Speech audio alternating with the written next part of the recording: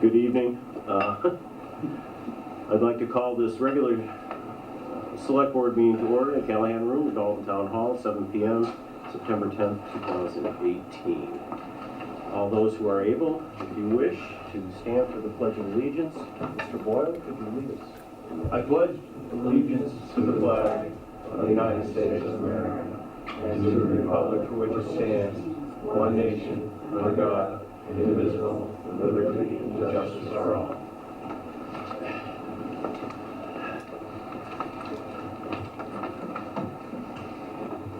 Okay. Shirley, can we have the roll call, please? Sure. Mark Stroh. Here. Bob Bishop. Here. John Martell. Here. Ed Hollis. Here. John Wood. Here. And Ken Walker. Here. And we have, I thought there were 3 sets of minutes. Oh, yes, I'm sorry, I'm not looking at. We have minutes for July 11, 23, and August 20 of 2018.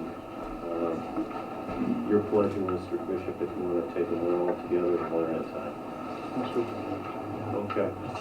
I make a motion we accept the minutes from Wednesday, July 11th, 2018 as presented. I'll second that. Motion's been made and seconded to accept the July 11, 2018 minutes. Is there any discussion or changes, additions? Okay, seeing none, all in favor? Aye. Opposed? Abstentions? Okay, so moved. Thank you. Next.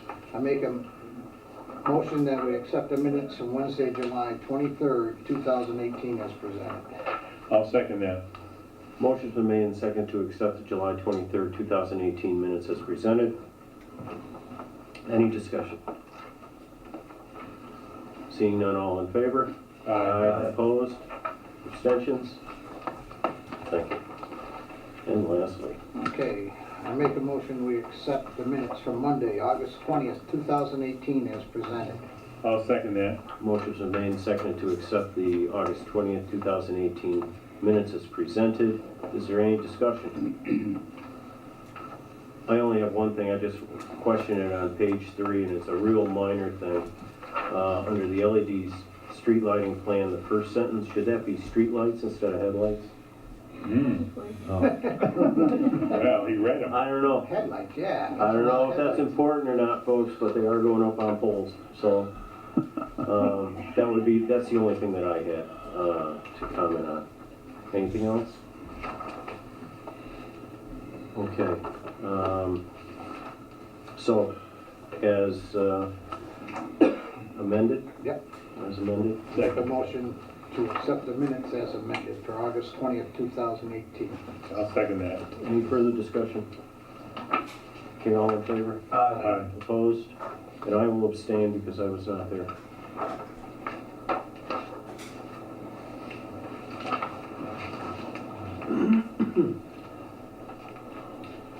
Okay. This is the public address section of the meeting, and this is the time when the public may address the board on any item listed on the meeting agenda or on any issue or matter of the town. If you intend on addressing the board at this time, we ask that you do the following. Please identify yourself by name, address, or the company or institution you represent. The public address to the board segment will last no longer than 30 minutes. Please make your comments concise and try not to repeat statements made by others. Please address your comments to the board chair. Discussion or debate on any issue may not take place at this time. Questions on procedural matters may be answered by the chair or their designee. Please be cordial and respectful of others. If anyone wishes to be recognized on an agenda item, when an agenda item is discussed by the board, please make the request at this time. This request may be granted by the board chair. Address comments to the board chair and be concise. Now, with regard to that last item, the only 2 items that I won't allow any general discussion from the audience will be item number 10, which is Mass Department of Agricultural Resources. However, that's going to be tabled because they weren't able to be here anyways. And number 13, which is the term limit for select board members. However, if anyone wishes to make a comment on those 2 items prior to our discussion at this time, they may do so. It's just during the time when we discuss it, it's just the board and that's going to be discussing the matter. So, is there anyone who wishes to address the board at this time? Yes, sir. For the record, my name is Kevin Magner, and I reside at 849 Main Street. In January of 2016, the Dalton Traffic Commission sent a letter to the Select Board requesting that they take steps to have a pedestrian light installed at Main Street and River Street at the post office and at River Run Housing Complex. At its July 19, 2016 meeting, the Traffic Commission again discussed the placement of pedestrian lights on Main Street. They then requested information from the Select Board as to the status of their previous recommendation from January. At the same July 19, 2016 meeting, in a response to a letter from me, the Traffic Commission submitted a recommendation to the Select Board that they request permission from the Department of, or Mass DOT to erect a pedestrian crossing light at Main Street, at Depot Street, with the provision that the lights be erected in the order to which they were submitted. In my most recent conversation with a Mass DOT engineer, to his knowledge, no such request has been submitted to his office. He did state that his office would recommend the installation of said lights because of the safety concerns for pedestrians on Main Street, but the town of Dalton would have to install them. I have no personal knowledge of what the cost of solar-powered pedestrian-activated crossing lights would amount to. But according to Marilyn Colas of the Adams, Mass DPW, solar-powered flashing warning signs that flash 24 hours a day, 7 days a week, with little or no maintenance for almost 2 years since they've been installed, cost the town $1,400. And no approval from Mass DOT is necessary unless you apply for Chapter 90 funding for the payment, which Adams did and was approved by the state. I personally have observed in very recent past numerous incidents involving vehicles traveling in both directions on Main Street that do not stop for pedestrians who are within the crosswalk. I have observed handicapped persons as well as children, families, and Appalachian Trail hikers nearly being struck by motor vehicles both large and small. I myself have been between the curb and the breakdown lane within the crosswalk, pointing to the painted lines and having to wait for no less than 6 vehicles that ignored the crosswalk and the waving pedestrian before one came to a stop and allowed me to cross the street. It is only a matter of time before another person is injured trying to cross Main Street. I urge this board to take immediate action to prevent any further problems. Thank you for your interest in this matter. As long as there isn't a back and forth. I was going to say, Mr. Magner, Yes, that's correct.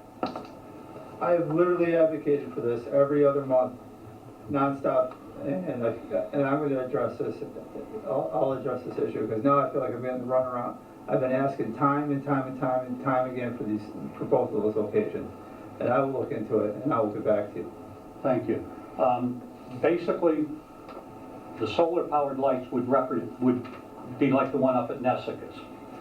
But the crosswalk warning signs, the signs that actually flash, have been in Adams for 2 years. They cost $1,400, and there's been absolutely no maintenance to them whatsoever. But they had to be installed by the town. They were installed, but they were paid for under Chapter 90 by the state. We will discuss this. There's a lot of things surrounding this which I would love to respond to right now, but we can't, just because of the open meeting law. Absolutely understandable. As Mr. Strauss said, I know he'll look into it further. We'll have this on the agenda. and I take it you keep track of when our agenda items come up and whatever. And keep an eye out for it, and we'd love to have you here for the meeting when Thank it does come up. I will. Okay, Thank you. Okay. Mr. Crane, you had your hand? Yes. This is regarding the Barden property, but it's not related to, I think, the discussion that's coming Yeah, up. before you came in, I made mention that we have to postpone that discussion because the DAR could not make it to the meeting tonight. Okay, well, So this issue you may is, go ahead and, okay, Go thank you. identify yourself, I know who you are. Okay, Dick and Crane, Holiday Brook Farm in Dalton. The mowing that was done on the Barden piece on the south side of the road that in the past several years we have hayed, but we were denied permission to hay it this year. And so the town went and brush hogged it at a cost. You know, when I say we, Paul Nichols and I, we're the only two farmers that have haying equipment probably in town. And we shared it, and it took care of it, but we were denied the ability to do that this year. So at the town's expense, one town employee went and brush hogged it. But somebody had not informed them of where the property line was. So they brush hogged way past where the town's property is onto Eversource's property, which Eversource lets us hay. But because no one informed the town employee where the property line was, he mowed way past the property line onto Eversource's property and mowed down hay that Eversource has given us permission to mow for as long as I can remember. So there went a whole bunch of hay that was on Eversource's property because no one informed the town employee where the property line was. And it's, you can just go online and look and see where the property line is. I don't know why the town would send somebody off to do something like that without informing them where the property line is. So, I think There's a lot surrounding this, and maybe we can clear that up next meeting, but, would you like the map? I I mean, somebody should have one. we have, that. Or you could give it to whoever is supposed to, Well, if you want to leave it with us, you may. certainly. Yeah, let's give it to the town manager, that'd be great. Here, Ken.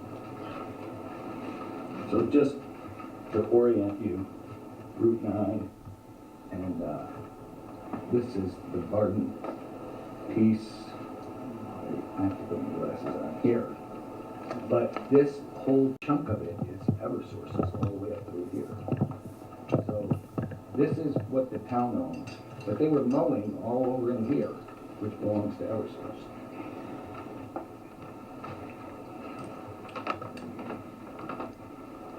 Thank you. Thank you. Thank you. Anybody else wishing to address the board? Richard? Hi, Richard Hall, 164 Green Ridge Drive. If I can just be recognised on 12, update on LED streetlights, if need be. Yes, sir. Thank you.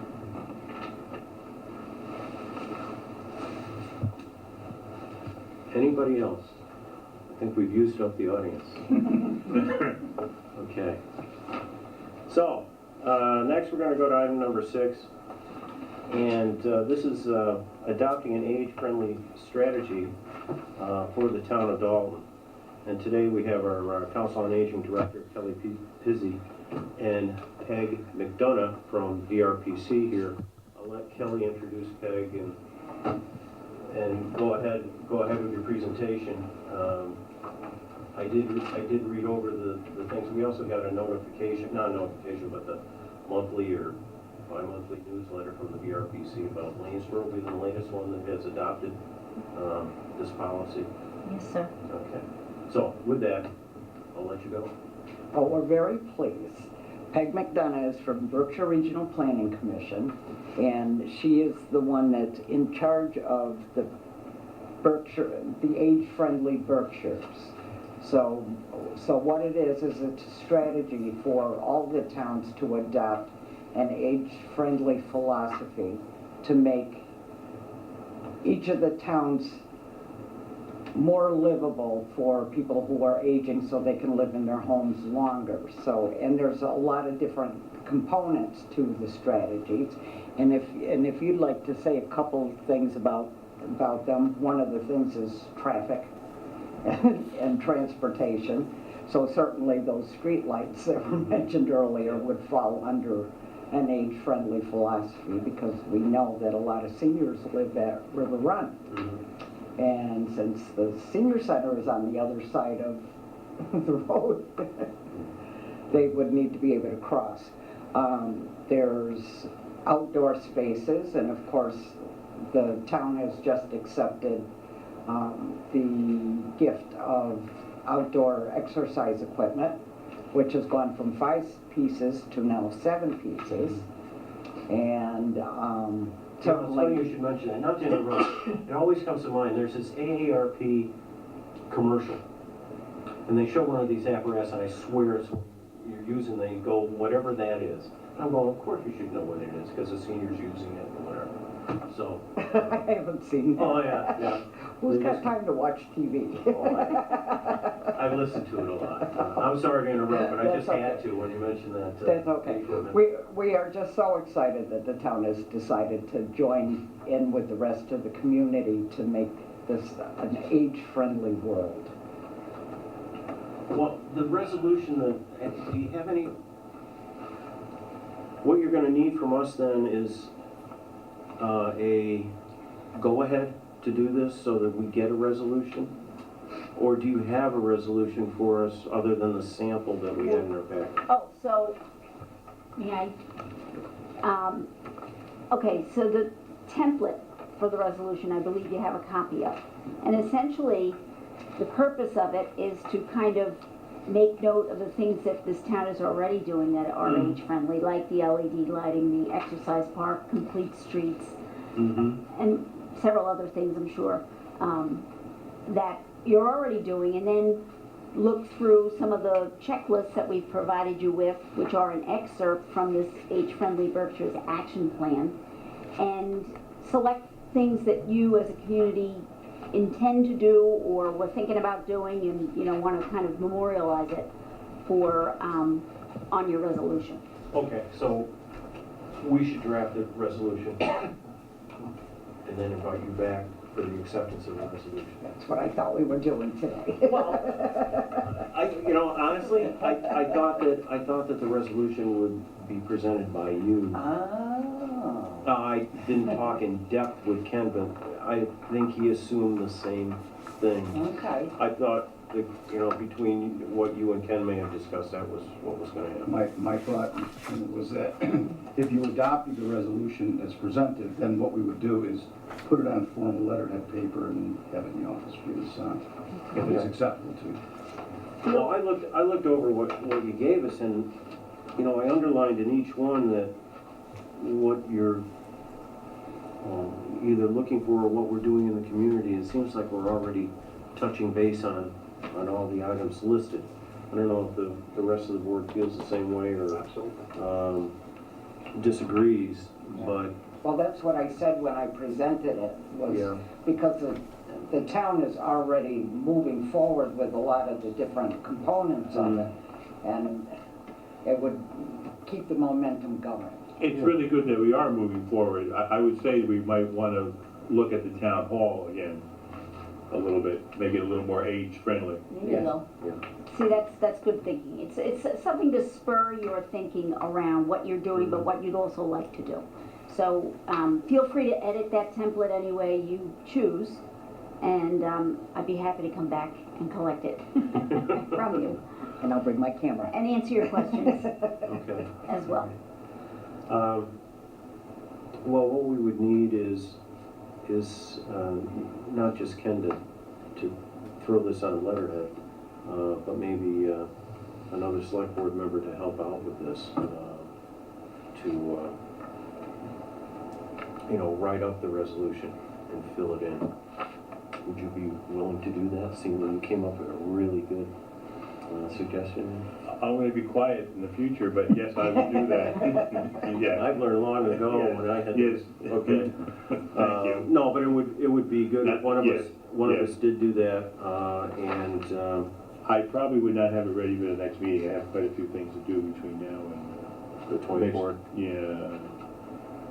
If you can, that would be great. Okay. If not, All right. we're gonna be meeting in October, Okay. but I think it's. I'll try to make it for the next meeting, but I think it's necessary in what we're doing with the Council on Aging, and especially now with I don't know what you wanna call it, the exercise park, We so to actually, speak. we actually talked about a name, the park contest or walkway contest. Oh, that's a To good give it a idea. name Yeah, and try and figure out, that'll get the community involved and get them thinking about it and, hopefully they'll come up with a really good name for it.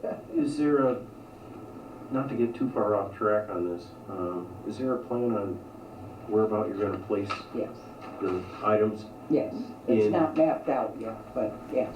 There's gonna be 3 stations. So right now we have 7 pieces of As long as it equipment. doesn't coming. interfere with whatever we're doing with the old Dalton High. and It'll be all on that the stuff. side of the building So- and the back of the building, Okay. so, no. Okay. But if I could get that side, I would. I know that. I know that.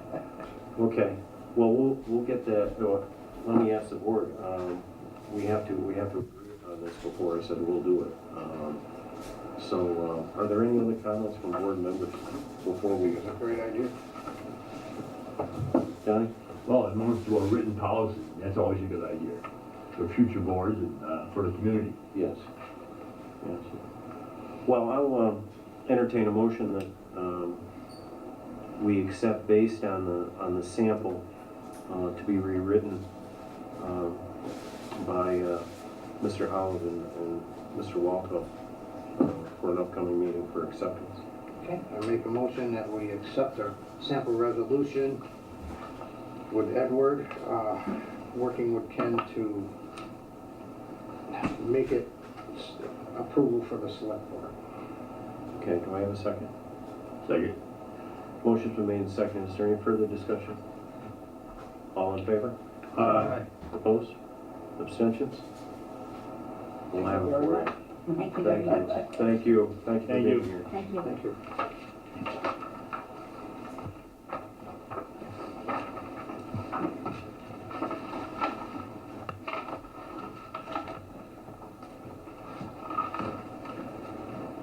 Next is the option to buy the town forest. And Ken, I'll throw this to you. There are 2 forms in here. And quite honestly, are they separate in what we want to accept, or do they go hand in hand and we accept both? Yeah, I'll you let accept- you explain it. There are 2 documents before you. One is an option for the state to buy the town forest in the amount of $100,000. You recall, we had it appraised, the state had it appraised, and the figure is $100,000 to buy the town forest. And the second document is an acceptance. It's a so-called consensual order of taking, meaning that it's an eminent domain type process for both the town and the state agree on the amount of $100,000 to purchase the town forest. Just give us, Thank you. Thanks, Scott. So, if you accept both these documents, you sign them, then we'll transmit them back to the state, and a closing will be arranged. The money's been appropriated, and, And everything's been Yeah. reviewed by town council? oh yes, these came right from town council. Right, from town. Town council, our council has been working with the state council to get these documents together and get them to us. Any questions for Ken? Any comment? I'm glad to see we're finally getting through with this. Yes. I don't know how long it's been. 3 years?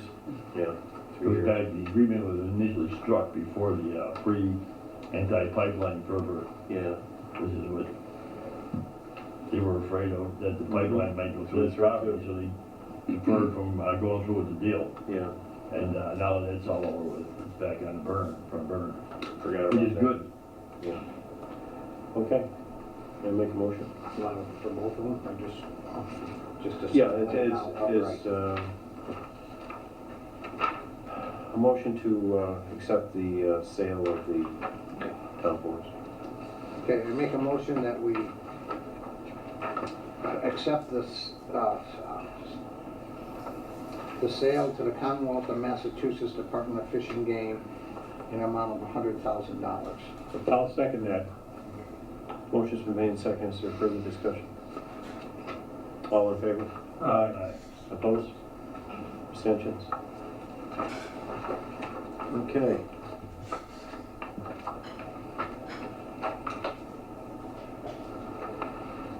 Next is the Dalton Community Cable franchise fee transfer. And I'll just quickly read the letter from Mr. Ostrich with regard to this. And it says, "Dear Chairman Bartels, please consider this a formal request to transfer the franchise fee of $29,058.19 recently received from Charter Communication to the Dalton Community Cable Association. It is our understanding that this is the fee for April, May, and June of 2018. Thank you for your attention on this matter and your continued support of DCCA. Sincerely, John Ostrich, President." John, is this more than what we got last time? Little bit, It's like yes. $5,000. It seems like about In that $5,000 neighborhood. more. Yeah, Is there a reason? Is there, probably increased cable fees okay, at this point, is the only thing I can think of. because it's based on a percentage of the overall fees collected? Right. Okay. Thank you. Any further questions? Have a motion? Sure. I make a motion to accept the transfer from the franchise fee of $29,058.19 from Charter Communications to the Dalton Community Cable Association. I'll second that. Motion's been made and seconded to accept this transfer of money from Charter to DCCA. All in favor? Aye. Opposed? Abstentions? Thanks, John. Thank you. The next is a donation acceptance for the Dalton Beautification Commission.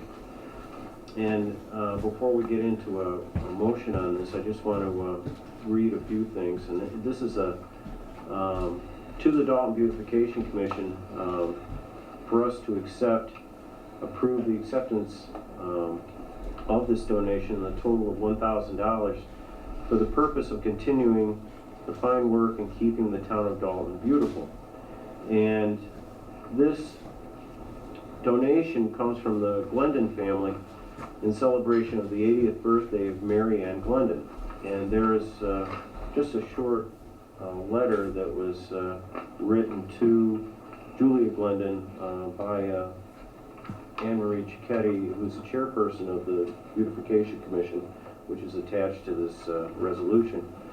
And I'll just read it. It's a short letter. It says, "Dear Julia, on behalf of the Dalton Beautification Commission, many thanks for the Glendon family's gift of $1,000 to the DBC in celebration of the 80th birthday of Mary Ann Glendon, one of Dalton's own.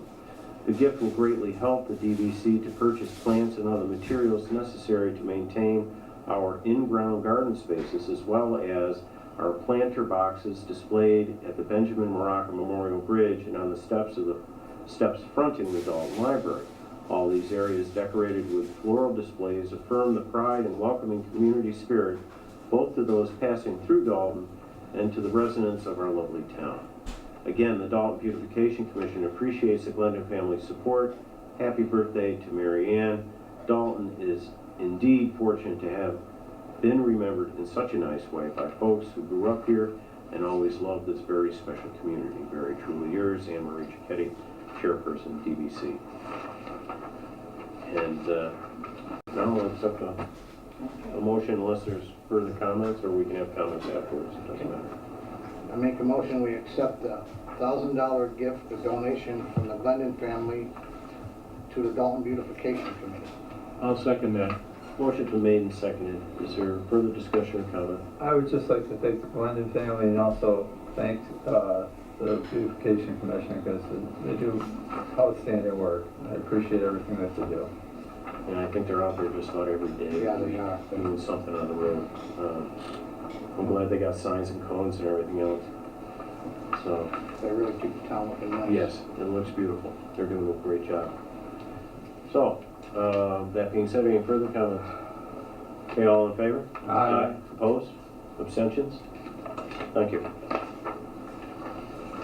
Which brings us to number 10, and as I had mentioned earlier, the Mass DAR had to cancel this evening in coming to our meeting to discuss this matter, and they asked if they could be here for the September 24th meeting, and it seems to be fine to do that. So they will be here on the 24th unless there's any particular objection by board members. There's nothing in particular right now on our agenda that I can think of that no reason why they shouldn't be. No comment? Okay. So we'll table it to the 24th.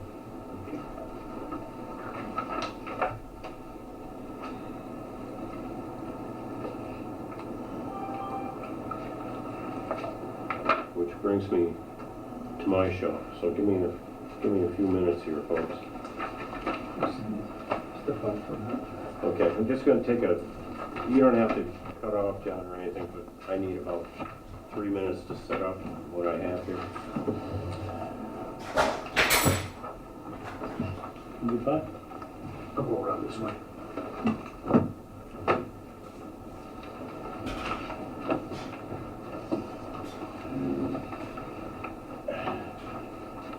Now it's getting warm here.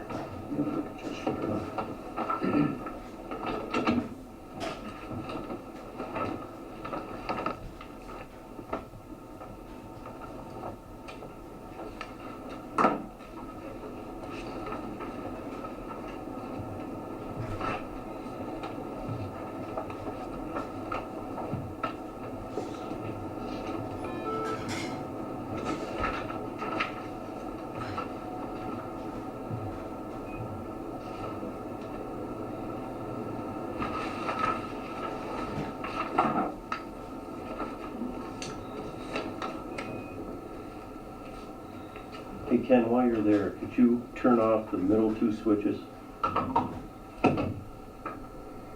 Thank you.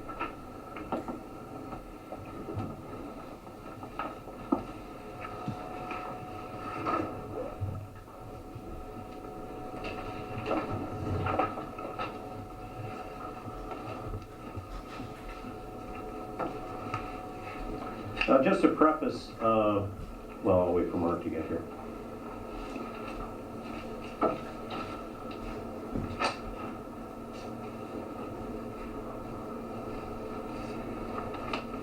This updated version of PowerPoint is really good compared to what I have at home. Yeah, it's really good.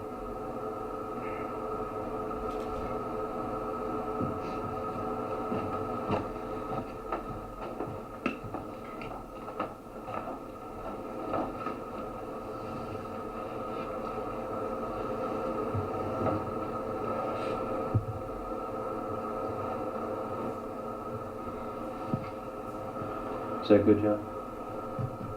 Yeah. So just to preface this whole thing, as I've reported for the past, I really don't know how long, the district has been involved in figuring out what to do with the Corner Regional High School. Back a number of months ago, a year ago, or a number of months ago, the towns accepted having a study done to figure out what to do, to hire on a project manager, to hire on an architect, to get plans, to answer questions, again, to figure out what to do with the school. And there were a number of options that were thrown to the school building committee, which I'm part of. There's 30 members of that committee. There's a subcommittee, which they call the educational subcommittee, which worked directly with the architect these past, over the summer and prior to that, to whittle down the options of what could be done with Wacona Regional High School.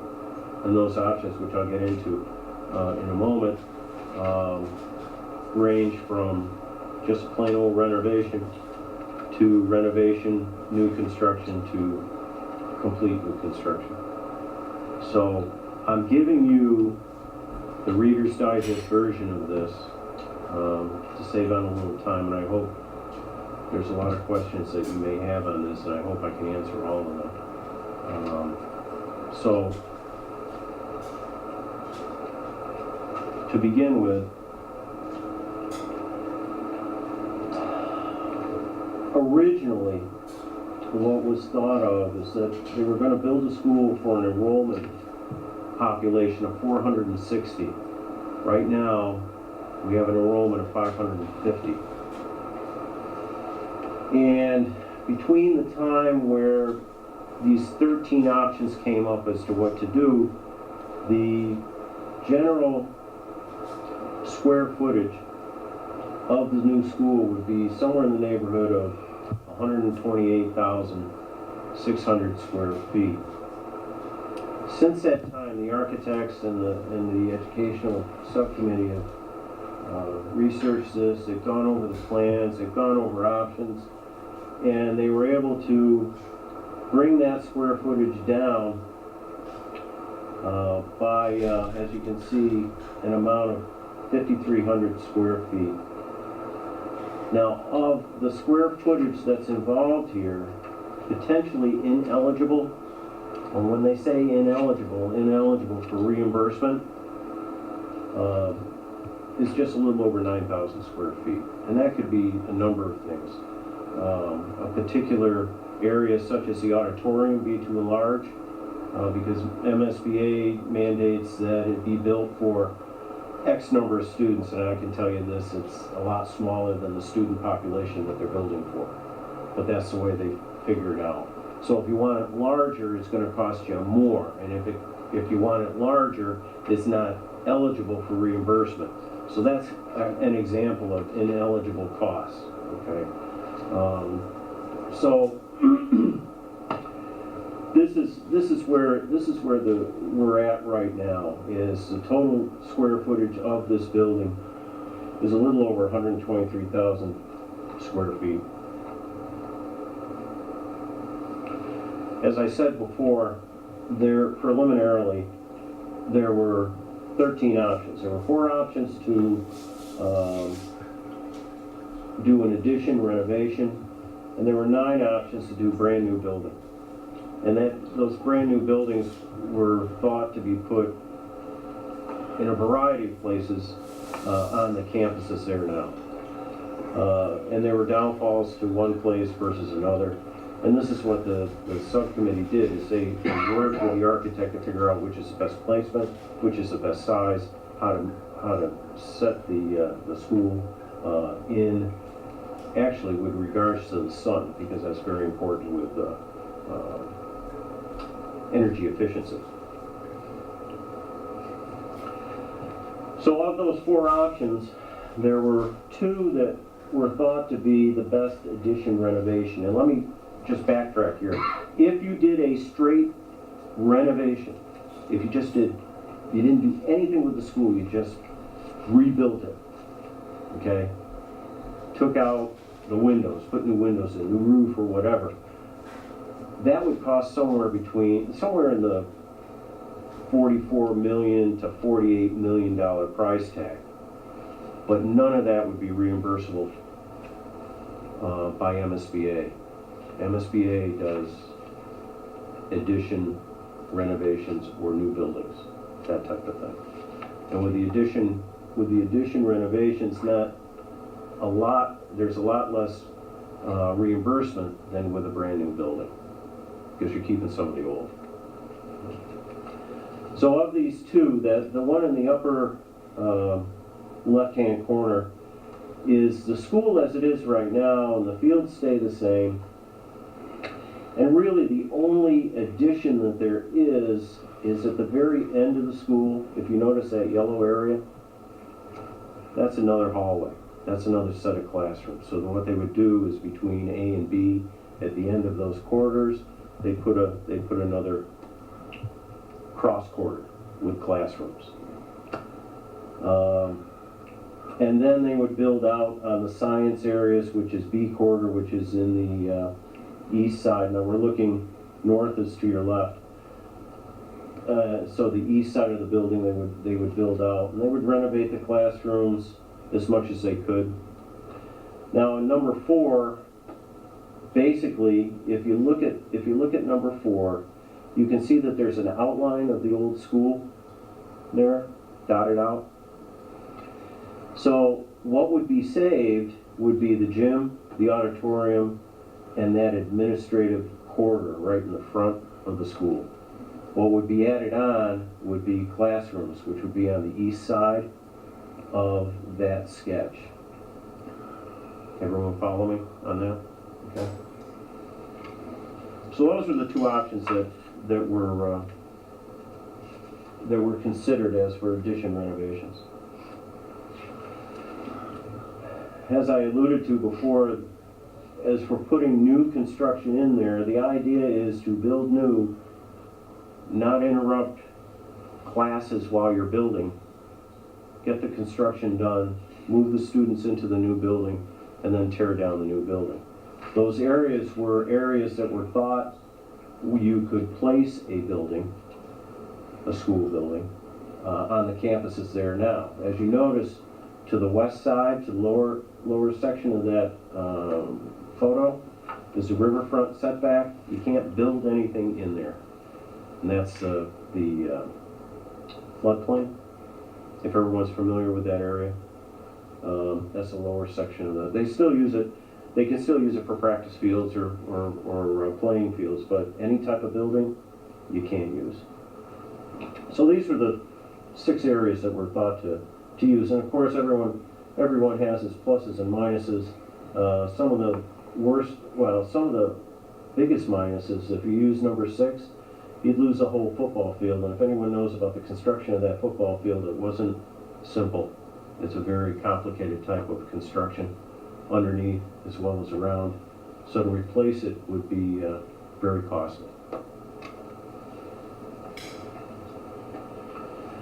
Of those 9 options, there were 4 that came out of possibilities.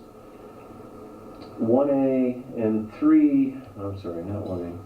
Yeah, 1A is building the school to the front towards Old Windsor Road. And the other 3 options are building using the student parking lot and the part of or all of the baseball field that's there. So after things were done, you tear down the high school, and depending on which option you go with would depend on how many ball fields you would have to recreate. There would be at least 2, possibly 3, including a baseball field, soccer field, and then a practice field probably that they would lose in place where the old school was. This is a breakdown of what the costs were at the beginning of this process. Now, as you can see, if I can do this correctly,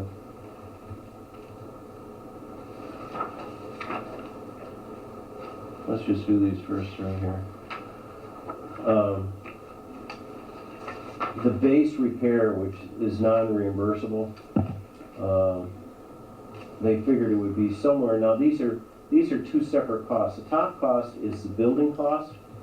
The bottom figure is the project cost. Now the building cost is brick and mortar building. That's it. And basically what MSBA would reimburse if it was just gonna reimburse, it's just the building cost. But when you talk about the total project cost, that's furniture and all these other amenities that you need with the new school. So that's the total cost that the district would be looking at. So in this particular case, it would be upwards of 38 million. The addition renovation cost would be, well, the one that I showed you with just a quarter in the back, that's upwards of 64.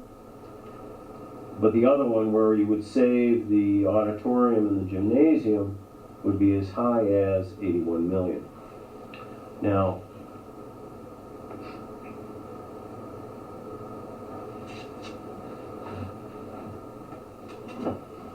if you look at these other ones,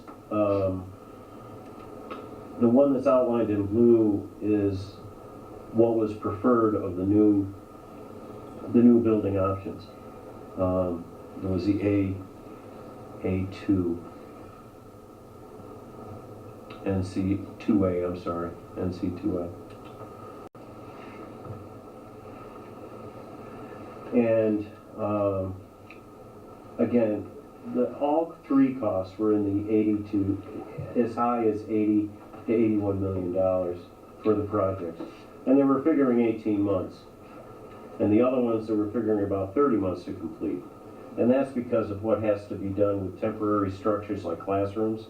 With the other options, you'd have to have temporary classrooms to do that work, which are non-reimbursable funds or costs as well. If you guys have questions while I'm doing this, stop me, okay? Please.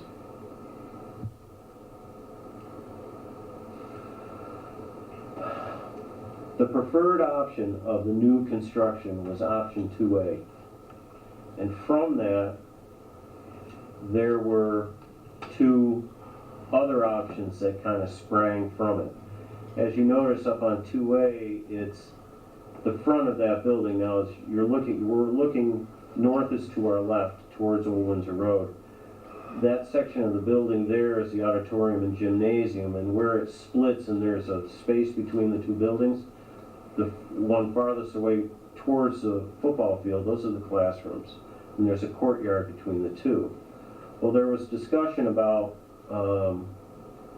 maybe it shouldn't be an open courtyard, and that's where 2A.1 came in to close it off and to utilize some of the other space there, either as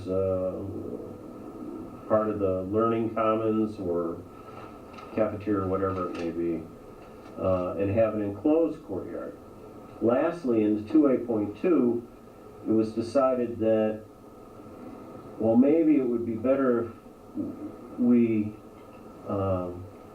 reduce the footprint, and reducing the footprint on a building reduces the cost.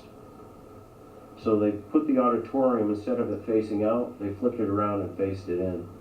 And I believe I have a picture of that. Whoops, sorry. Okay, that's the one with the courtyard enclosed, a little bit closer up. Parking along Old Windsor Road in two major areas and one in the back. Main entrance, actually there'll be two main entrances, one for the buses and then one for students and visitors, as you can see.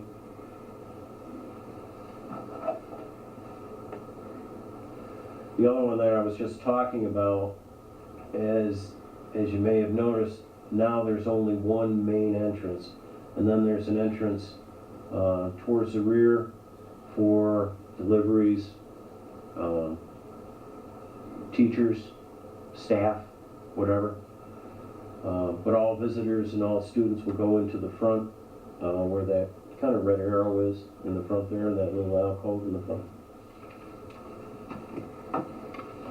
And this is a floor plan, and as I was saying, on the lower part of it, the auditorium is facing in, and this separates the classroom area from the public area, from the area where the gymnasium is, cafeteria, auditorium, where the public has access. But the student learning area, which is 2 stories, is kind of separated, or it is separated from the rest of the building. in the building. Now, this is another building that has been done. You'd see things such as this type of a stairway going to the second floor. That area in red carpeting could be used as a classroom area or an open study area too.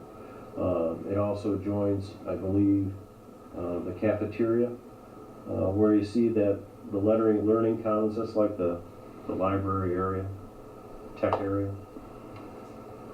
It's just an idea. This is not what they would do for Wacona, but it's an idea of what could possibly be there.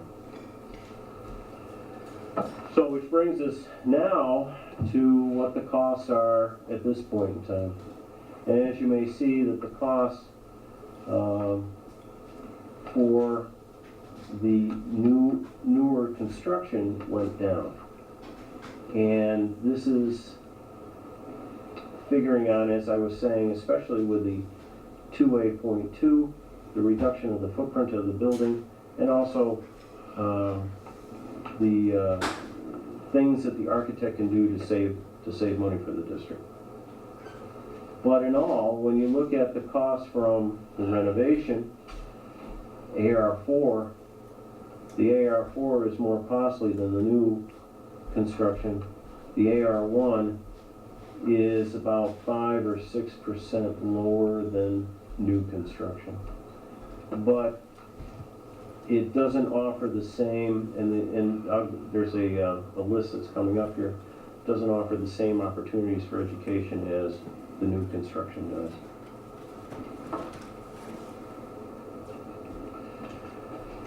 So, which brings us to the preferred solution, which is the 2A.2. And just so you know, the Wacona Building Committee and the School Committee has accepted this plan.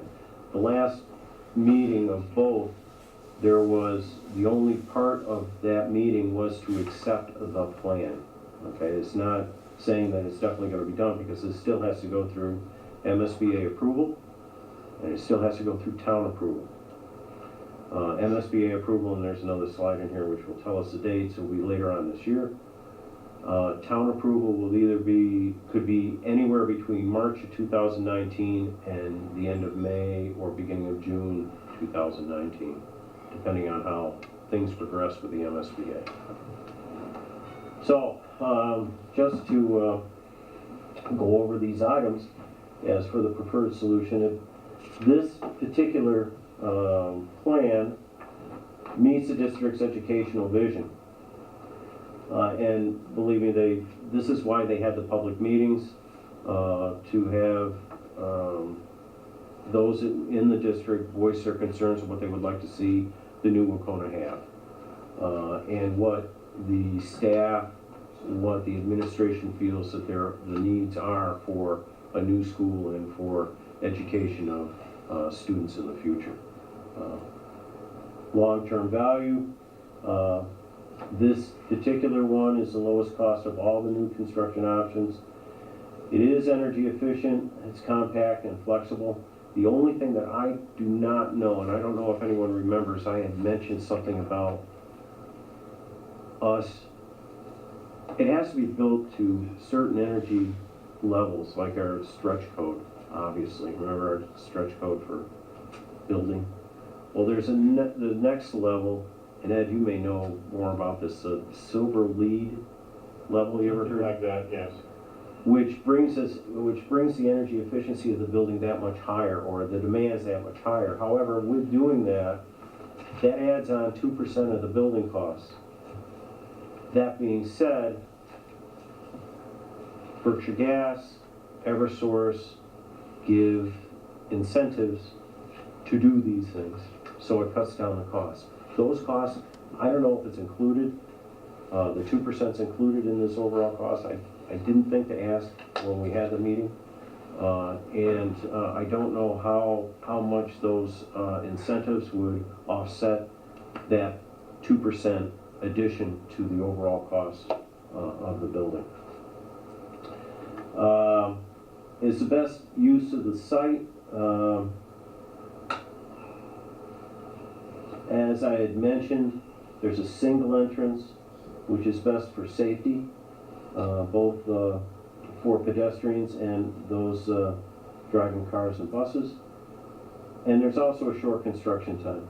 The construction time for any addition renovation is much longer than building new. As I was saying earlier, building new, getting the students into the new building, and then tearing down the old building. With the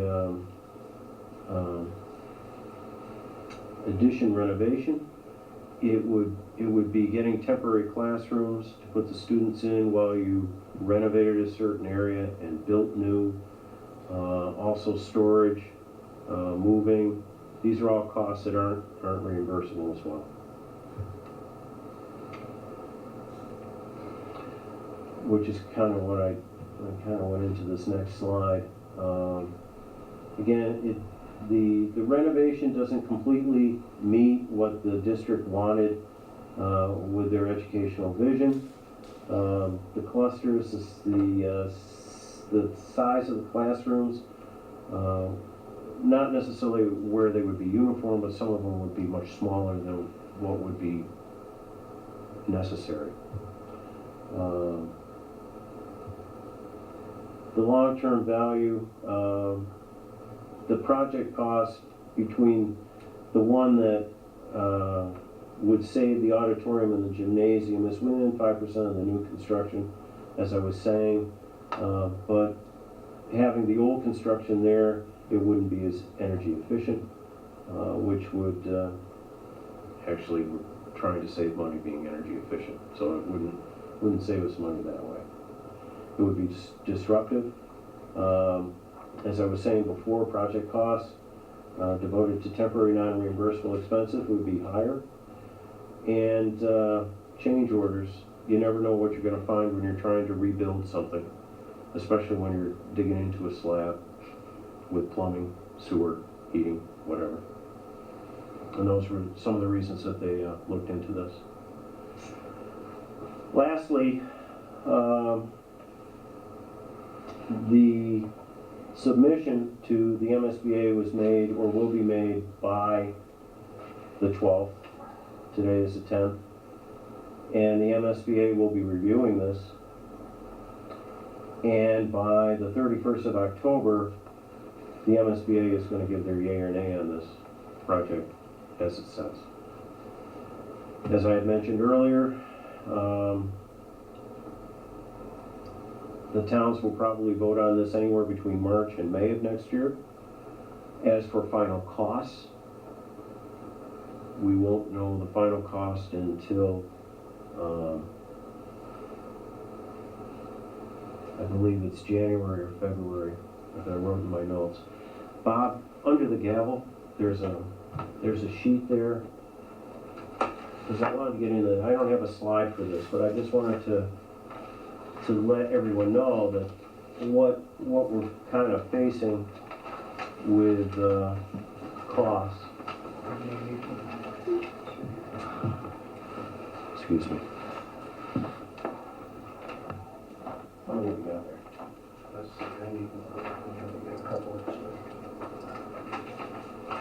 Brittany, you got one? Okay. Ken, you need one? Larry?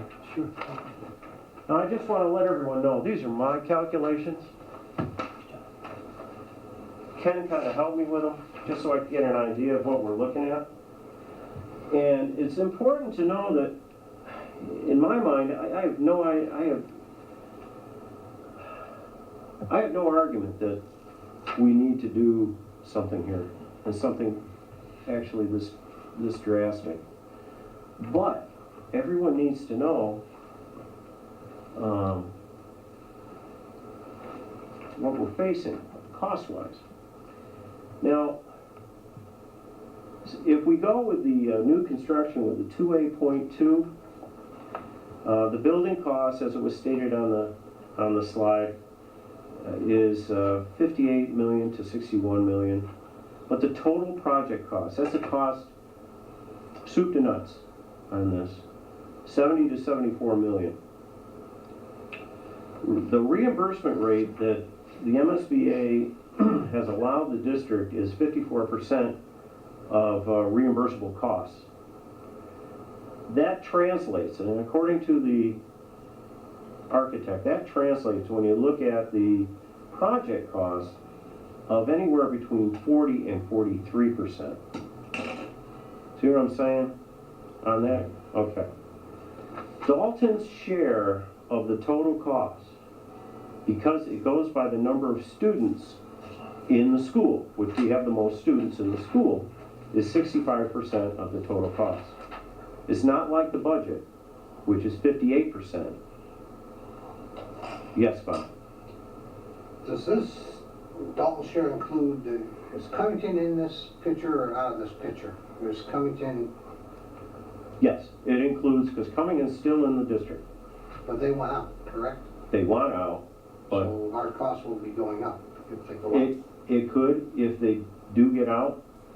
But to go to that topic, there's been no movement at all Okay. with them at all. And in fact, I'm trying to think if it's on the agenda for this school committee meeting coming up on Thursday. It usually is. If something is coming up, they let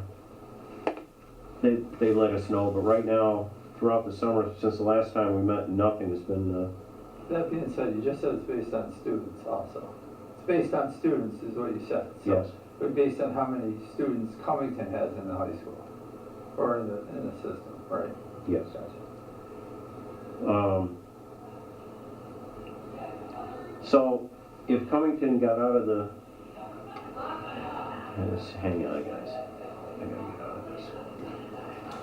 It's not gonna let me get out. Whoops. There we go. Whatever number of students we have in that school, that's what we pay, the percentage wise. And that's what we pay for any capital improvement project that we have up there right now. Or say if it was Craneville, I mean, we own just about all of that with the number of students that we have there. And the same type of thing goes with Nessicus as well. Yes, A point of clarification. yes. The assessment is based on the number of students. Is that the number of students that are intend to attend Wacona Regional, or is that the amount of students that Dalton has in the whole district? No, they go to the school. They go to the school, it's solely based on the student population Of that from the school. member towns to the high school. Yes, Thank you. yes. So if Craneville stays in, but a lot of the students are left to go to some other school, they wouldn't be counted towards their, Now, I'm not, I want to say that I want to say that it's the way we're assessed for the school budget is it's a number of students, a number of student-age children in our town, whether they go to the school or not. no, Am I right on that one? I thought it was the actual head count. but- Is it the actual? There's one of those things that, go on with your question, well, as my to why you want to question do was, this. you know, if Why you want to Greenville ask this? is decides they can't get out because they don't want to pay whatever to get out of the deal. I think more and more of the students though aren't going to be going to our school here in Dalton. Covington. Covington, I'm sorry, I meant Covington, right, Covington, thank you. And so we would, if it's based on the number of students per town that actually go, we would end up having more expense from just that. Yes. If Cummington got out of the district and their students wanted to go to Wacona, would be on a tuition basis? Yeah, yes, but I'm concerned that they may stay in, but many of the students would go elsewhere. And we could end up with more. Well, when you're talking about the number of students that are coming from Cummington, not a Okay. lot, All right. not a lot. That was my point to begin with. Yeah, there's hardly any. Population from Covington coming down. I don't even want to say it reaches 10, Right. but Oh, really? yeah. Oh, okay, So when you're talking 460, yeah, right, 550, right, okay. it's not even a drop in the Thank bucket, or you. it's just a drop. Yeah, but when you're talking 75 million, it is. Well, Every student counts. yes, every student counts, John, you're right. But, now, I don't want to get into No. that. I know what you're saying. I know what you're saying. Go ahead, Bob. Okay, you got here about $253 increase a year for taxes. Yeah, let me go over that before you get into Okay. that stuff. And I'll tell you how I came up with that. Now,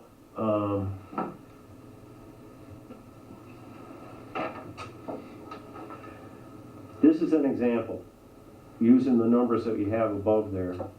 As a project cost of $72 million. Say the reimbursement rate, which is between 40 and 43, say it's 42. So the amount that's reimbursed is a little over $30 million, which leaves a district cost of $41,760,000. That's a district cost. That's what the district has to pay. Of that district cost, our share is 65% of that. Okay? Which is $27,144,000. Now remember, this is an example, guys. Right. Okay? It's not This is just an example. This isn't carved in stone by any stretch, but I'm trying to use low numbers just to get an idea here. So, the town's per year cost, and I'll kind of jump in on this because you're the math wizard and everything else here, okay? The per year cost,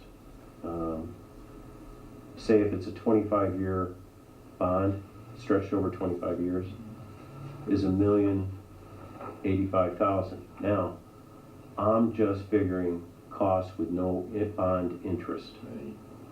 Bond interest is somewhere 4 or 5%. Right now. It could go up. I doubt it's going to go down, but it could go up. So again, these prices are just base prices. Okay, so they'd probably be higher than that, correct? So I the would per year say. cost is with no interest, Right. $1,085,000. So Right. it could easily be $1,200,000 when you figure in interest. Yeah, I have no idea. I didn't know how to do it. I just wanted to. Easily, Would that be a somewhat accurate summation?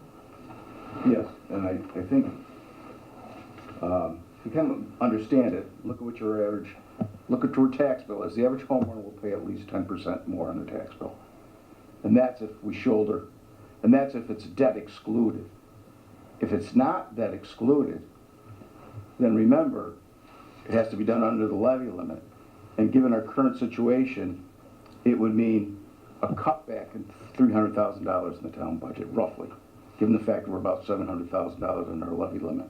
That's just to pay the principal portion here that John's talking about. So over 25 years, and this, as you say, a 25-year bond, when you increase what you have to pay in taxes, every $100,000 is about 16 cents on the tax rate. So figuring that out, using these figures, it would be about $1.73 per thousand on your taxes. According to our assessor, our average home in Dalton is $204,000. According to state numbers, it's $186,000. I don't know why it's different, but that first number would increase your taxes per year by about $352. Now again, that's the base price. If it was $186,000, it would be $321 per year.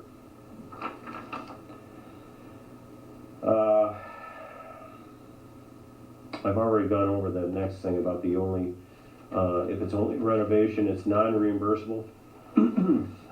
So the amount of money that still has to be paid is in the mid-40s million dollars. As I expressed, the final cost won't be known until January or February of 19. But there are other things that we have to consider which we haven't started paying for too. As the old Dalton High, which Ken will go over, but that's $1.3 million that we're looking at right there, about. that's gonna get on our tax bills pretty soon. And Dalton Division Road, that's 0.8 million for the engineering. And then whatever happens with the Pittsfield Dalton sewer systems, either rebuilding ours or paying for their filtration, helping to pay for their filtration system, that's something we have to consider as well. Or both. Probably both. Yeah, it will be both. It will be both. It will be both. So, my reason for giving this presentation is, one, to let you know where the school stands. Now, I'm not making one side or the other, the school or municipality stands. I mean, where the school building itself stands and where the project is heading towards, okay? This is what's been decided. We voted on a project. Given what we had for options, this was the only viable project to really vote for. It was the only one, which was unfortunate that there wasn't something that could meet the educational needs and cost us less. Yes, Bob? Go ahead. No, go ahead. Can I ask kind of question about Go right ahead. adding these other ones in here? If you add all these other costs in there, Ken, what's that gonna do with the tax rate on top of that? It looks like it'd be over $400 or $500 more per person. I haven't figured it out, Bob, I can't tell you. I don't know what the bonds are on that. Is it 10-year? Yeah, but. On Old Dalton High? Yeah. We don't know yet. Oh, you don't know yet? It's a lot. Are we close to paying anything else off that we Well, owe? we just paid the senior center off.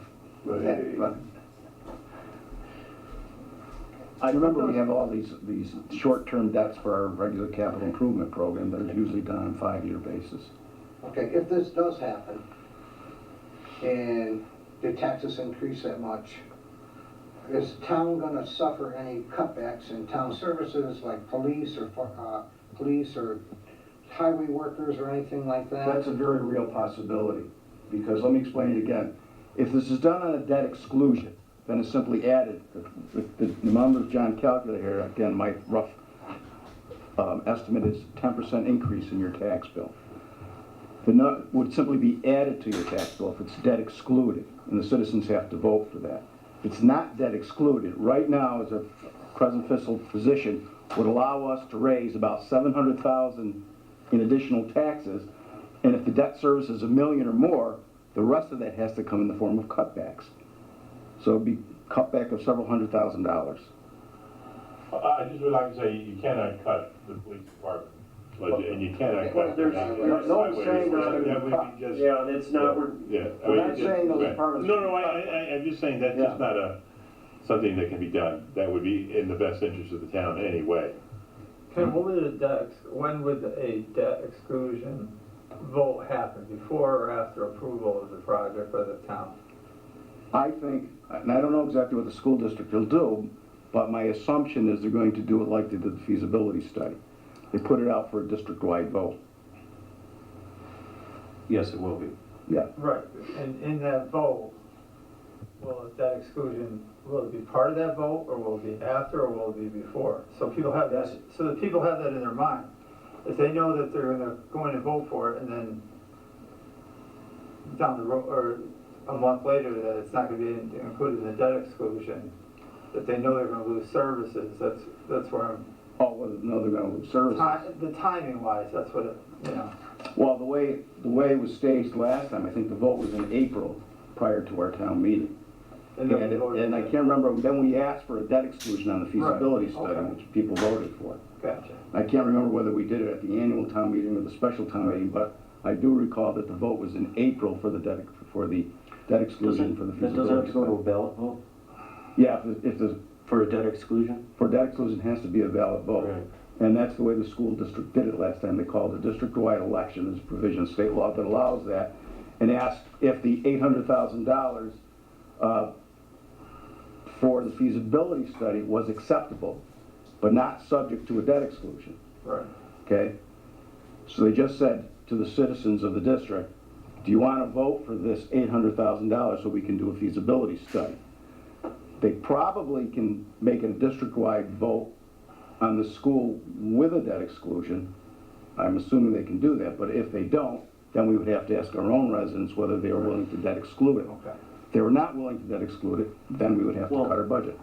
They could put it on, they could put their vote contingent upon debt exclusion, but doesn't the town still have to agree to that? To a debt exclusion? Debt exclusion is a ballot, that's a good question. The debt exclusion is a ballot vote. The borrowing is a 2/3 vote at a town meeting to borrow. Yes. And, Because it's our bill, and, but the district-wide vote allowed the school district to borrow. That never had to Right. go to town meeting. right, And I'm assuming, and I don't know, because I haven't said in the meetings or talked to anybody, that there would be a district-wide vote the same way. And whether they're subject to a debt exclusion or not, I don't know. So it won't happen tomorrow anyway, it's gonna take time for it to Accepting- work its way through the from what I system. understand, accepting the school project, saying the district accepts the school project, we're gonna go with 2A.2. Okay, they accept it, MSBA accepts it, you know, we got our building plan. Now, each town has to pay their share. How we pay our share is up to the town. That's our business. And so we decide whether it's gonna be debt exclusion or through, raising taxes under the levy limit or cutting services or whatever. That's how we decide how we're gonna pay for it. Because once we have that, responsibility for the school, we now have to figure out how we're gonna pay for it. Can it also mean there would be school cutbacks too? I mean, could there be teachers laid off over this, or? I don't know. I don't know. I guess a lot of things could happen because of it. But that discussion hasn't really come up, mainly because we don't have a final figure on costs. And we do have a general figure on costs, and that's where I'm getting our figures from, just to get us thinking about this. Because this is something that's, needless to say, very important. Yeah, can I ask a couple more questions? By all means. This $72 million, does that include the tearing down of the old Wacona and also all the environmental costs associated with it and everything else Yes. for the new building? Yes, I mean, total everything. yes. Total everything. Of course, I hope it would be total everything, but when you're building a house or doing an addition on your house or whatever, That's gonna be. something comes up, I don't know. I guess the less change orders, or the least amount of change orders come from new construction versus renovation. And can I ask one more question about the construction, about why is it a flat roof and not a peak roof? Yeah, that's come up, and I guess it's, state or MSB guidelines, that's the way it's, I mean, I go by Mohawk Regional High School, and that's a beautiful roof. I mean, yeah. Is that the one on Route 2? 112. Or 120? Yeah, I don't have the exact answer for that, but I believe it's just the way, the state mandates it. But again, I don't have the writing, I don't have the exact answer for that. Yeah. But it has been brought up at these meetings with the public. Okay. One more thing to consider too, if we raise this taxes that much, our business taxes are gonna go up that much, and the little guy, that's a one-man operation and stuff, we gotta think about them too. Yes, it's, I've talked to a number of people about this, and I know everyone has their own constituents that come to them and talk to them about the building, and there's pros and cons. And I had an interesting comment come from one of my passengers on the van, who was 90 years old, and her husband was 95. And they have their own house, and obviously have a fixed income.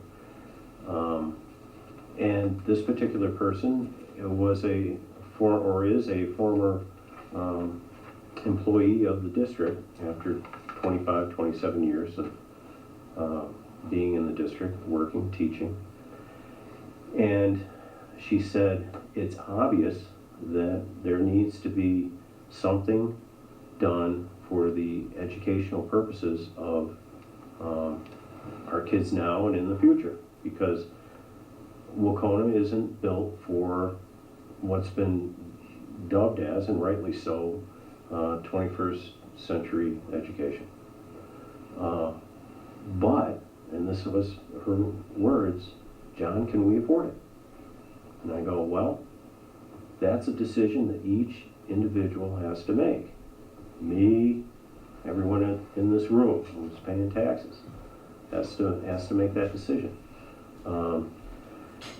And it's a personal decision, and one not to be taken lightly. And as I was saying before, my reason for doing this is try to get all the information out as soon as we can, so people can start contemplating what may happen, and what their needs are, what their abilities are, to be able to go forward with this. So, What is the population of the school gonna be like 5 years from now, 10 years, 15? well, that's why it's being built for 460, and right now we have 550. There was something in the paper from Mount Greylock. When they opened up Mount Greylock, they had a shortage of lockers. Yeah. Because they built the school smaller than what their population is now, figuring on the events of the future where the student population is going to go down to a certain amount. As for when it's going to go down, I don't remember the timeline. Yeah. I don't know how many members of the board have actually taken a walk through Wacona. I took one. I was skeptical at first whether or not we needed a new school, because I had always made it to the gymnasium or the auditorium. And I did a walk through with Aaron Robb, and I can tell you that I was shocked at what I saw going on at the high school. I was absolutely shocked. So I implore everyone, if you're even a little bit skeptical, to reach out. And I know that they've done tour after tour after tour. If you're having a doubt in your mind, to reach out to somebody and get a tour and take a walk around that building. And they've shined it up as best they could, but it's lacking seriously. It's important that everyone be as best informed as they can, and as Mark was just saying, to reach out to members of the board, members of the school, anybody who you think you can get information from, to make an informed decision. And there is a lot of time to make that informed decision. I will tell people how I feel, and I think everyone sees where I'm kind of standing here. I agree with the school, but I have a hard time with the cost. There's no doubt about it. And I worry that many on fixed income are going to have a hard time in this town. And I don't know where to go from there. That's a hard thing. That's a hard thing to accept. But it's like a rock and a hard place. Do I want to stand near the rock or the hard place? I don't know which. But for the future of the children, they need to have better science labs. Yes, they do. Than they have now, absolutely. Yeah. And long term, for the future of the town, it's important that they have good educational opportunities, so people would want to live here. Mm-hmm. But of course, I am also concerned that these are high costs, and that some people are going to get hurt by that. But some people are going to get hurt if we don't have a new school. Yeah. So it's a very it's a personal decision. I can see more or less by the comments from the board, it's kind of split between where everyone stands in a variety Well, of I'm kind of ways. like with you. I totally agree something has to be done, but can we afford it? Yeah. That's what I'm afraid of. I don't feel it's necessary or the particular time right now for this board to give an endorsement or not an endorsement on this plan, because there's a lot of information to digest, unless someone feels totally different about my feelings here. But right now I still have to weigh things on my mind as for what I'm inevitably going to do. I think the appropriate time would be when we start getting real numbers in. Yeah. I think now it would be premature to start. Well, I'd like to also hear a lot more from our constituents and get a feel for what they're feeling. This particular PowerPoint presentation is on the school website. The one that you saw tonight is a shortened version. The long version, the full version, is on the website. But it's for the most part, this is generally the information that you're going to get. And there may be something in the future where we can do informational work for the community. Mark and I were talking about it earlier. We'll see if we can work something out and answer people's questions or get more information out to everyone in town. But one way or another, we'll get it out there so people can figure out what to do. Yeah, I got a couple questions. Go ahead, Mark. No, that's all right, go ahead. Go ahead, John. Go back to the beginning, the square footage that is allocated. I think it was between 5,000 and 6,000 square feet that's allocated for vocational ed.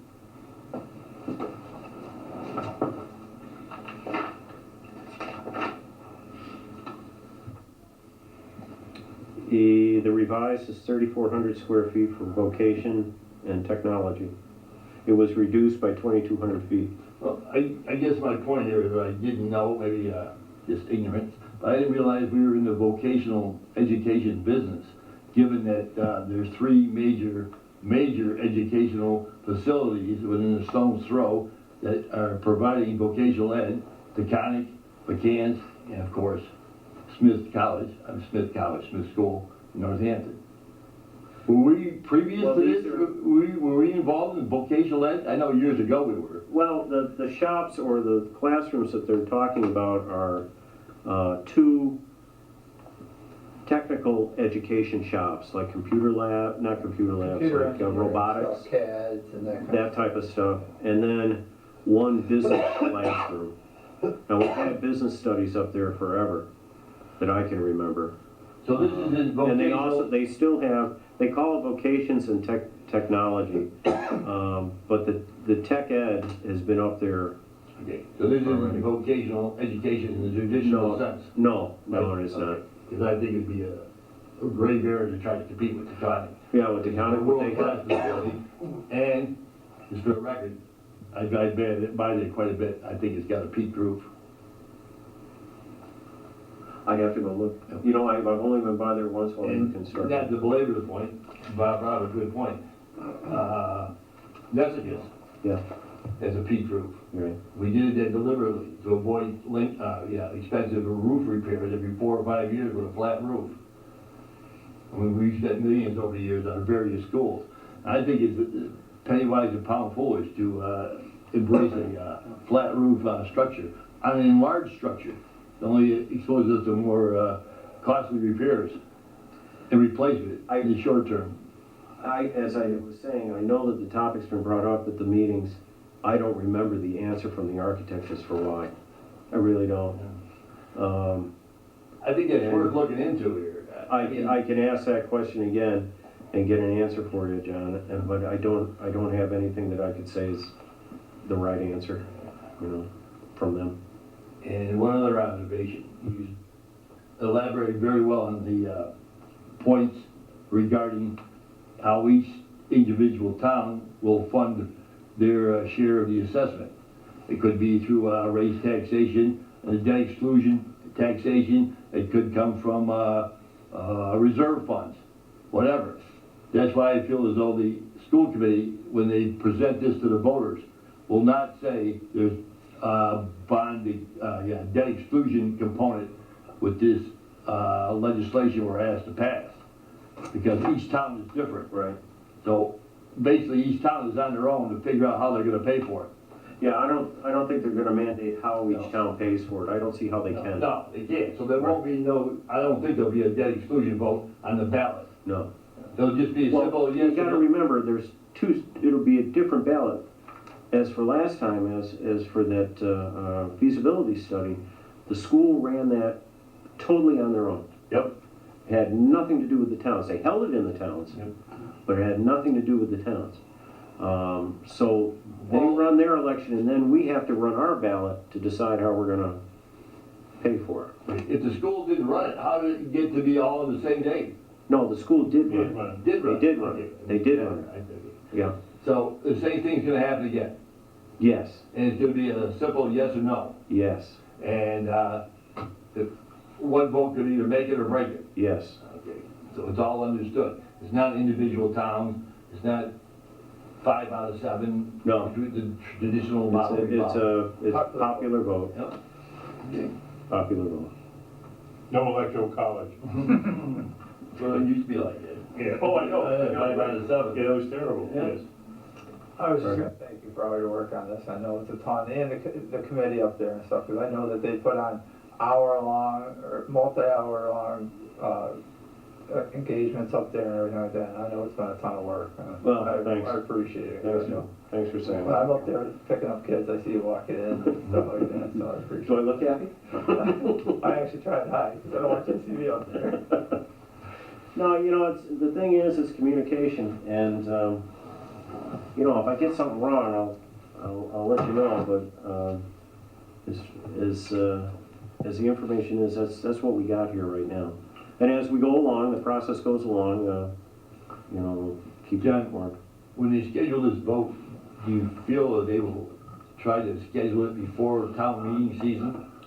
Well, that's kind of the feeling I got from the last meeting that we had when it was said that we're gonna vote in March. As early as March. I'm going, well, that's all before town meetings. Yep. Cause I think ours in Windsor, maybe the first meetings? Yeah, this is the first one in May, first week in May. Someone's in April. Yeah, there's an early one, there's a late one. You're right, but to have this election in the middle of the town meeting season would be chaotic, to say the least. Because you'd be voting on assessments for the school budget as presented, and so forth and so on. Yeah. So I just got the gut feeling they'll try to do it before town meeting becomes an issue, so towns can take it up at the town meeting, if it passes, how they would pay for it. Yeah. So, It's a thought. I guess the earlier the better, Yeah.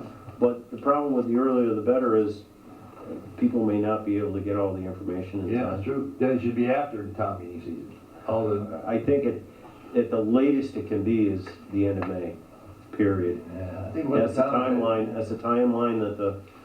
that the MSBA gives. I think the end of it is either the first week of June or the last week of May. Yeah. And that's it, you gotta make a decision. So, that's where it stands. Any other questions? Just for the record, Yes, your votes for the building committee and the school committee, both votes to accept this and propose this, alternative were unanimous, right? yes. Yeah. The way, and I can tell you quite frankly, I was wondering how to vote, and I told Ken this, I'm really not sure how to vote in the school, with the school, building committee. And I voted for it because we were voting for a plan. We weren't voting for the building and approving the building, but we're voting for a plan. And I said this in the meeting that, of the plans that we were given, this is the most viable. It is, it's the most viable, you can't deny it. I mean, but those were our options. So, that's why I voted in favor of it. Well, it's gonna be an expensive proposition for the taxpayers, but Dalton is, the way I see it, both the business community and the population is stagnant. Mm-hmm. Perhaps this would be a boost or an incentive. It could be. People to relocate here, businesses to start up, Yeah, yeah. maybe not. I don't see businesses starting up with a high tax rate. Well, it's already half of Pittsfield, Bob. Yeah. That's what we need to concentrate on. We're in some businesses from Pittsfield, I guess. So, any other questions or comments? Okay, thanks, guys. Thank you. Thanks, Dan.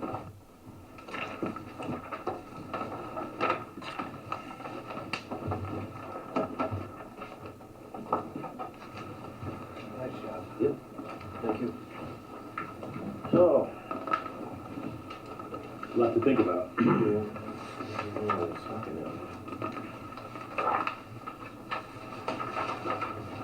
okay, town manager updates. Okay. I have a comment on the street lighting thing, just when we were talking about minutes. The Cobra head fixture type is what I was referring to. so it wasn't headlights that I was writing. Okay, It's a fixture type Cobra head. okay, okay, It's just on here on the design summary. that makes sense.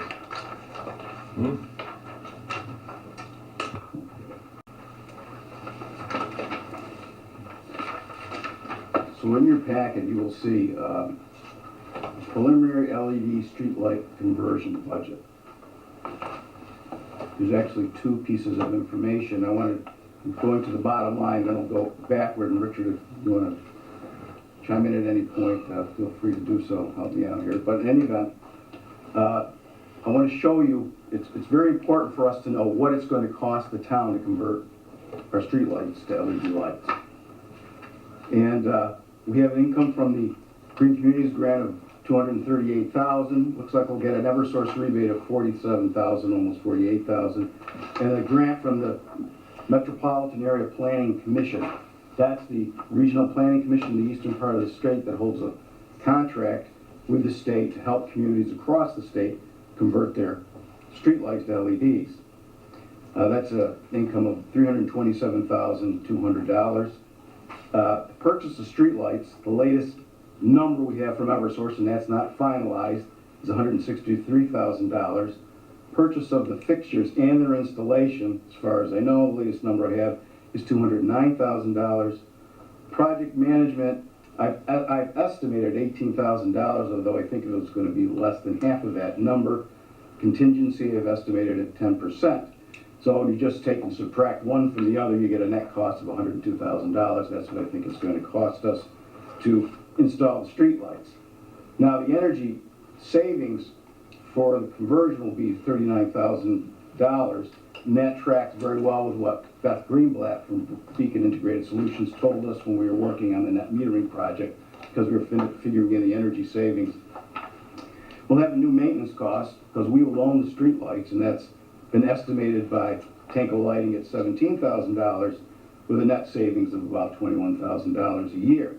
And that gives us a simple payback of about 5 years. Simply divide the net cost by the net savings, and that's take us 5 years to pay that off. Interestingly enough, if we do a typical 5-year loan, that $21,000 really amounts to the money that we would have to pay to service that debt over 21 years.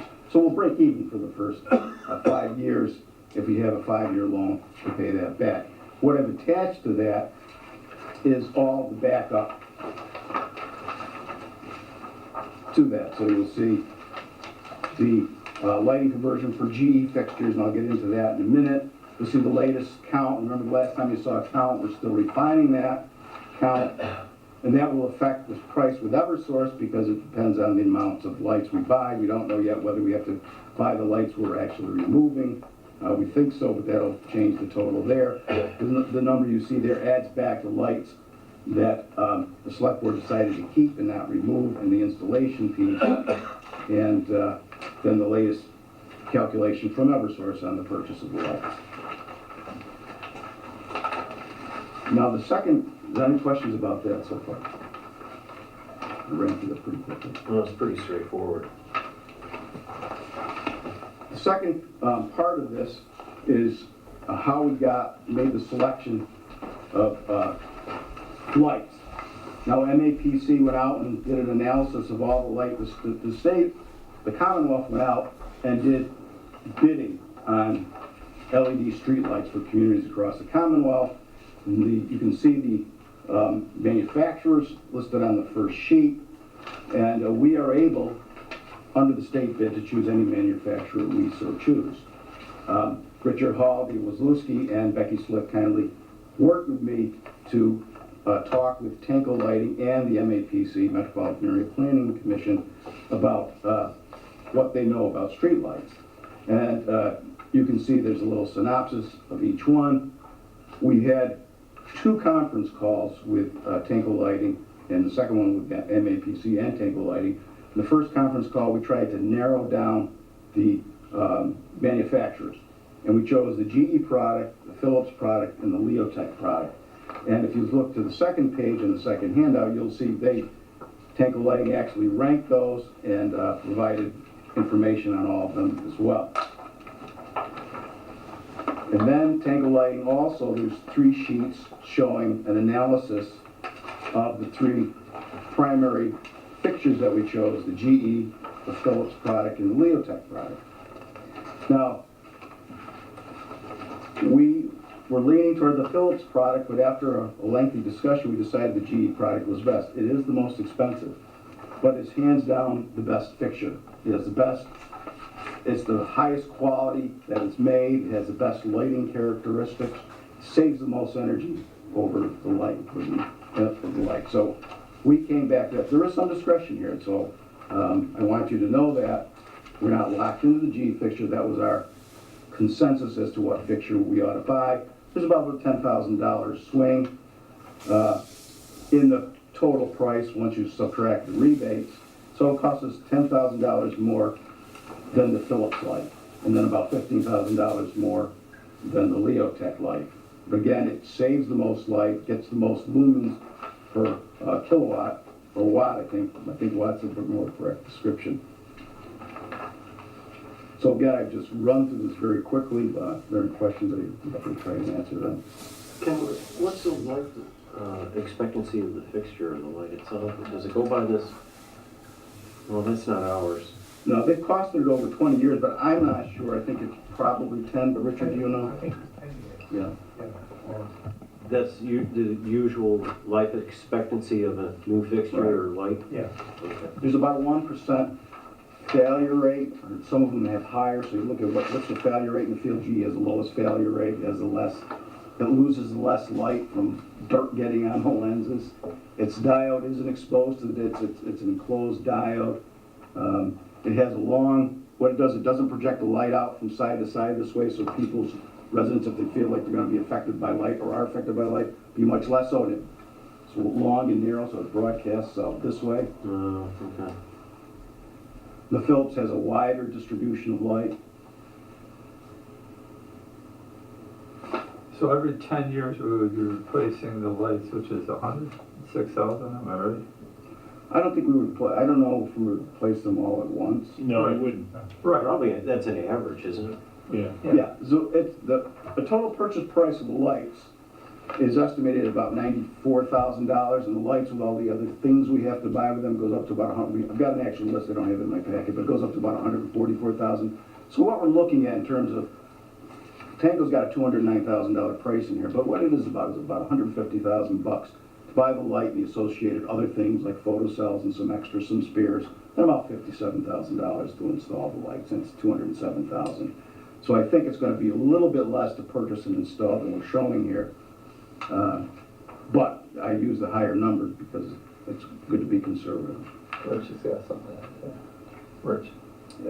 Me. Oh, I was just going to have something out because I was on the phone with Tanko today. The way we're built for streetlights at the moment is about $60,000 a year is what we pay to Eversource to lease them. So that number, when we purchase them, goes away.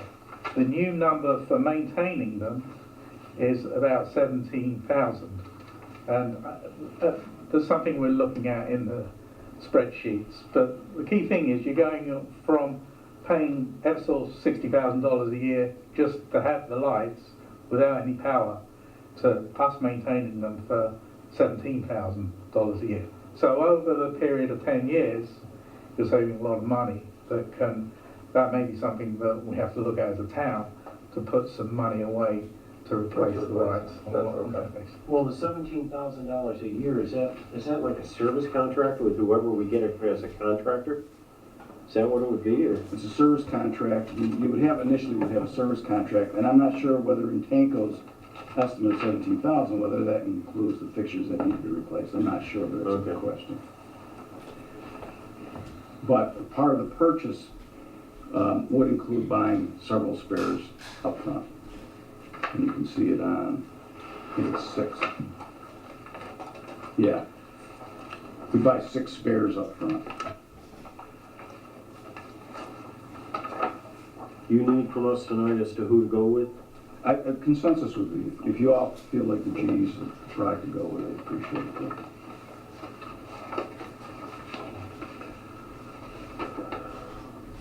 you guys have been working with it.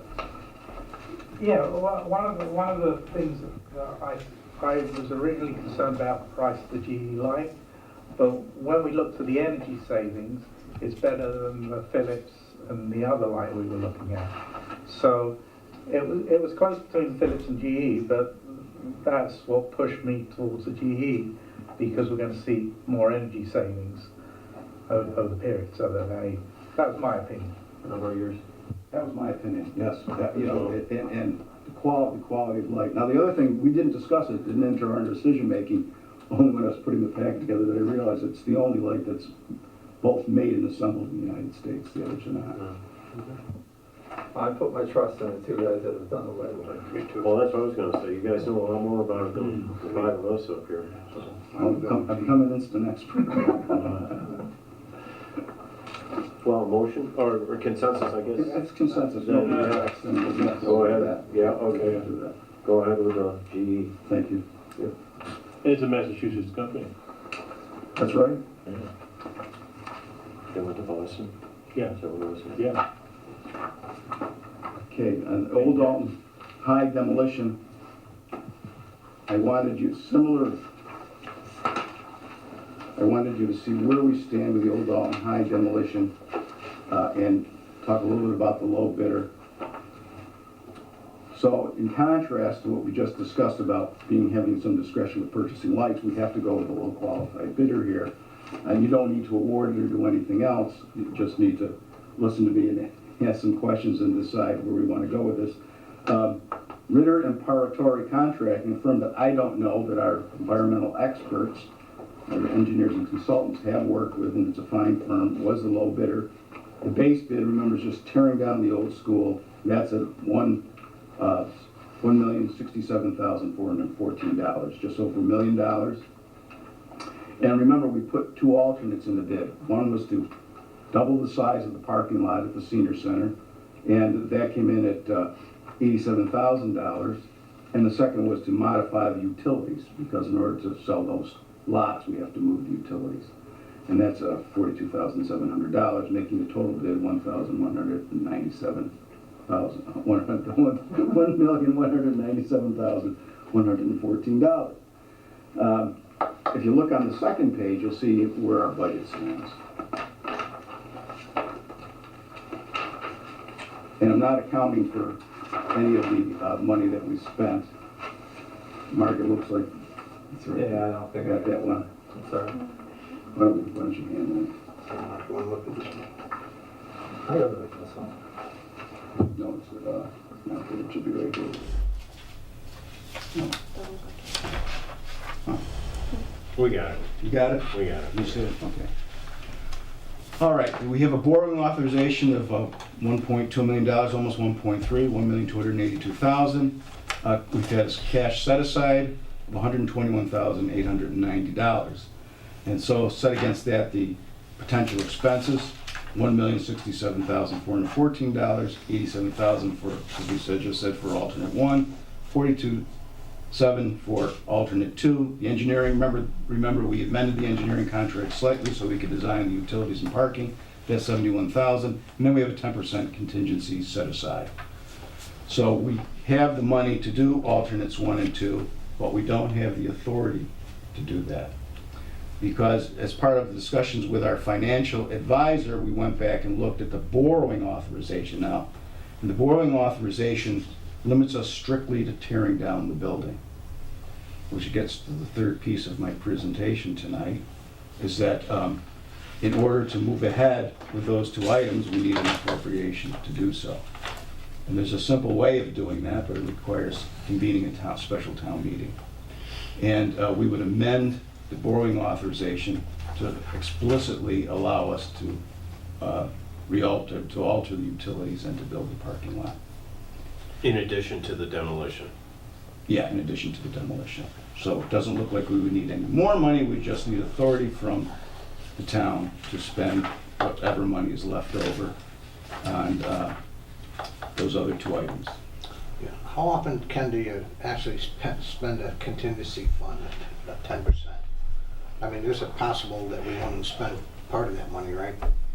Yes. Yeah, it really depends. It's kind of an industry standard, isn't it? Yeah. 10%. Yeah, It's rule of thumb, Yeah. yes. Just in case there's any surprises.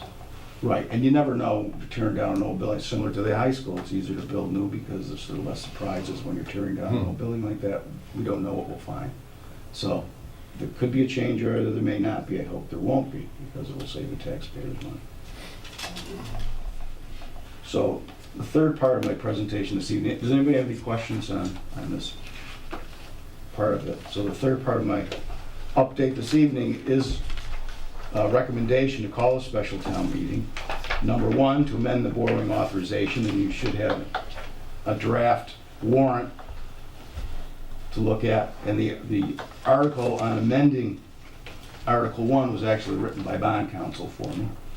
So I'm sure that's a good warrant article. And Article 2 would appropriate the money for the LED street lights as part of our capital improvement program for this year, and I just simply lifted that. From what we've done in the past.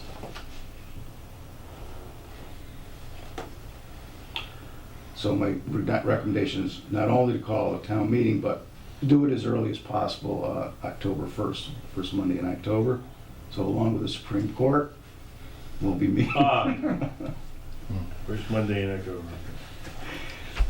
Yeah, there's a real reason for that, because we have 30 days to award the contract to the low bidder on the high school demolition.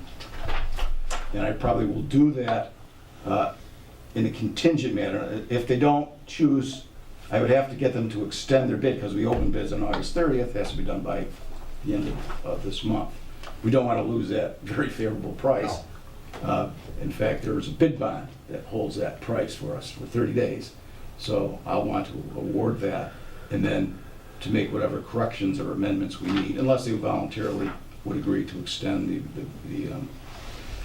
the price. Just because that's why my mind thinks. If they vote this down, we still go forward with the demolition. It's just we don't get the two alternatives. That's right. Okay, that's. So tonight, what you need is for us to agree to the special town meeting Special town and its meeting. location. It'd be at Nesicus Regional, well, as usual. Yeah. Recommendations in Nesicus, because that's where we've been holding the specials. And you'll notice I made it, it's not only at Nesicus, but it's designed to go along with October. So that's Oktoberfest. Thank you for that. So, I'll entertain a motion to agree to our town meeting on October 1st. I make a motion that we have a special town meeting at Nesicus Regional Middle School on Monday, October 1st, 2018 at 7 p.m. I'll second that. Motion's been made and seconded. Is there further discussion? All in favor? Aye. Opposed? Abstentions? Thank you. You got your meeting. Ken, good job on doing that with the old Dalton High. I mean, you were spot on with the cost from right from the get-go, so good job.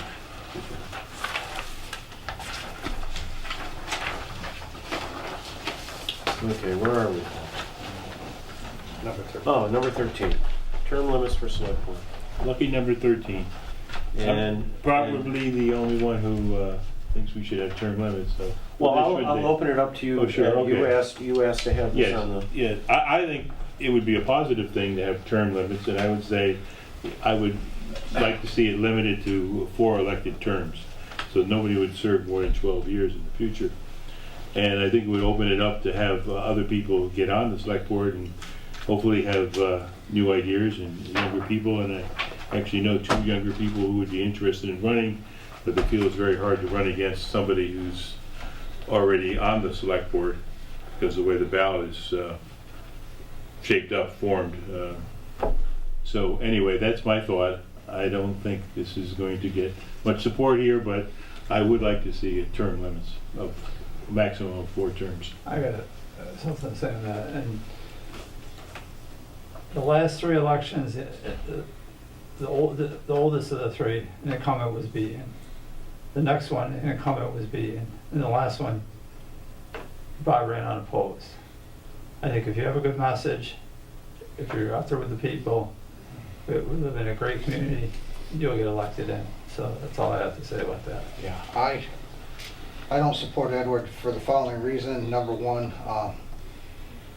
I'm not sure who it was. I don't know if Al said it or something. There's something to be said about a lot of experience on the board. And people, I look up, when I first came on the board, I looked to the people that have been on the board for a long time. And then when I got elected board chair, I relied heavily on John's experience to help out. So I honestly think there's something with a lot of experience to go with. So if the people don't want the person in there, they'll vote them out. It's a democratic way. It's a democratic process. So. Well, before I say anything, John, do you want Sure. to comment? I agree completely with Ed. Only if we extend it to all town officials, department heads, contract employees, and et cetera. The same rationale, we need fresh faces. Well, there are some boards that are elected. In the others, there's actually openings. And if you're interested in joining the Green Committee, we have a full thing. But I know I can immediately get an opening for you to join, because I would resign to have you on the Green Committee. I was thinking of doing the same thing. So, but I'm saying that none of them are, they're actually looking for members. Okay. As presently constituted, I don't believe I could serve on the Green Committee. Why not? Well, that's another issue. We're Personal talking about term animosity limits. towards guys. certain people. We're talking about term limits. Okay. Let's talk about You want to term know? limits. Yeah, I'll tell you. Well, I would like to It wasn't respond, you. but the chair would prefer I didn't, so. It's not you, Ed. Okay. But I just got one. The chair is correct, we are really going off. We're talking What? about term limits. Yeah. I just got one thing to say. Okay. This is serious. The other stuff is just Yes. garbage, that proposal. Okay. The only thing that motivated you to make this suggestion was the fact that some younger people feel as though they can't win an election. Did they ever think about going out there and working hard, like other people have done to win elections, not only to this board, but to other areas of the town? I'd be willing to help them. Well, actually, they are serving on That's all- other boards. They are, one is a chairman of another board. Yeah. They are, and they are interested in serving in this. They do think Well, it's so- harder to get elected. So this isn't for the good of the community. This is politically motivated. Well, I would just say from what I observed, that the person who had the most experience made some serious mistakes recently, who was on the select board. Really? Yes, he was sort of accusing someone of I didn't accuse anybody of anything. the way they tried to, well, but we'll move Time out, on. guys. From what I Right, saw, right. the experience didn't count for much, but all right. So I think that, I think we can move on, because I already sort of thought this wasn't gonna I would go just, forward. I would just like to Yes. just say something about it. Okay, sure. Is I can't say that I haven't thought about the same thing about term limits for the board, but thinking about it, I kind of more or less took on the same opinions as some of the other board members. And one is experience. You learn a lot over the years, how town government works, how certain agencies help us and work with the town. You develop specialties that can help the board. There's a lot of things that would make you want to stay. There's projects you get involved with that you want to see to fruition. Yes. And that you may want to stay. I think it's a personal matter when you feel that you've accomplished what you want to accomplish, and it's time for you to leave, and it's time for you to leave. You know, I just think it's a personal decision, and in our situation with town government, I think it's probably the best. If I would just sum it up with it, I mean, certainly experience counts for a lot. However, you know, I would say there are some people that sometimes stay a little too long. For example, you know, Franklin Roosevelt, he ran for a fourth term while he was dying, and he served two months in his last 4-year term.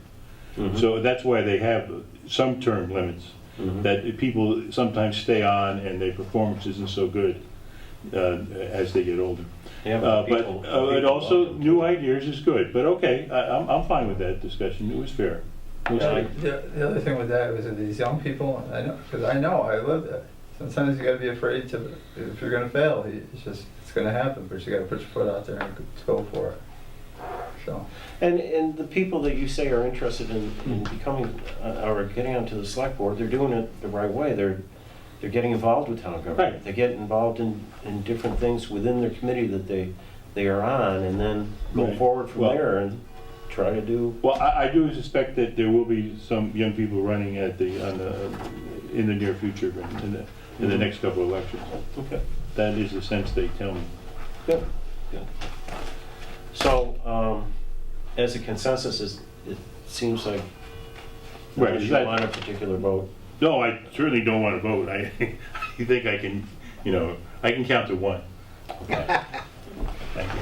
But Ed, thank you for bringing it up anyways, Okay. because That was honestly, it was something that I've had on my mind, but I feel it Okay. should be something personal. Fair enough. Thank you. Okay. Now, the October, November meeting schedule. We've taken care of the special town meeting, but we got holidays and things coming up. Let's see, I don't need to know about Sandgate, Vermont right now. There we go.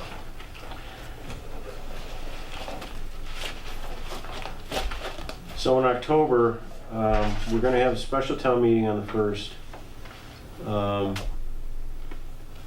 Columbus Day, which would be our actual meeting day, is the 8th, and so we won't have one on that day. Now, I do want to have 2 meetings in October. To the 9th? We can either do it on the 9th, or we could do it 2 meetings in a row on the 15th and the 22nd. I'm out of town on the 15th. I like it, man. You? The 9th is okay with me. You? Okay, 9th it is. 9th and what, yeah? 9th and the 22nd.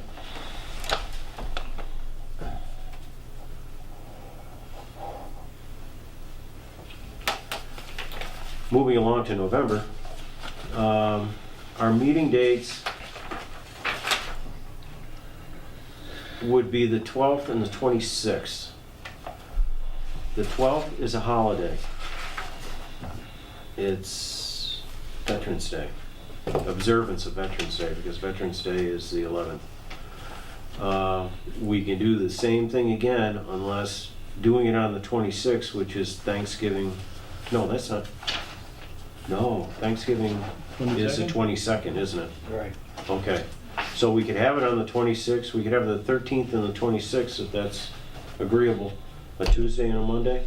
Is that good for everyone? Fine with me. That's fine. Sounds Okay. great. All right. Thank you for listening that up. Yeah.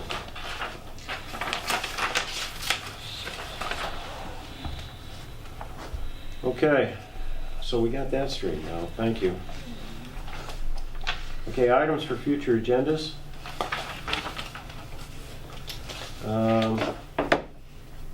Oh, I wasn't here for the last meeting, but John, thanks for moving along, and I guess Mark too, the Memorial Bridge. It's coming, but, hey, the holdup right now is getting legislative approval to do that. Yeah. Sounds crazy, but that's what's gotta happen. Yes, really? Yep. Okay. Before we get put up any signs of legislation, and Paul Mark's been working on that for 3 weeks, he'll get it, but other than that, it's coming along. Okay. Ed, are you still want the master plan? I could do it then, Measures or for that, if for the you have it 24th? Friday. It's up to you. Do you want to That move it to first meeting in October? would be We've got the better. DAR. That would be better. Yes, that would be better. Okay. So that's 10, 9. 9. Okay, we did the term limits. Ken, the sewer billing, user billing, I've got down here. That was, what were we waiting for on that? Or is it something from the assessors or collector? It was from the assessors, Yeah, from Laura. had more to do about, policy. Yeah. So we're going. Is there any movement on that at all? No, it isn't. Okay. Mark, your green committee, still leave it? Yeah, you can take that out there. Okay. Can you add on though, I want to add on about the pedestrian crosswalks? Yeah. Depot.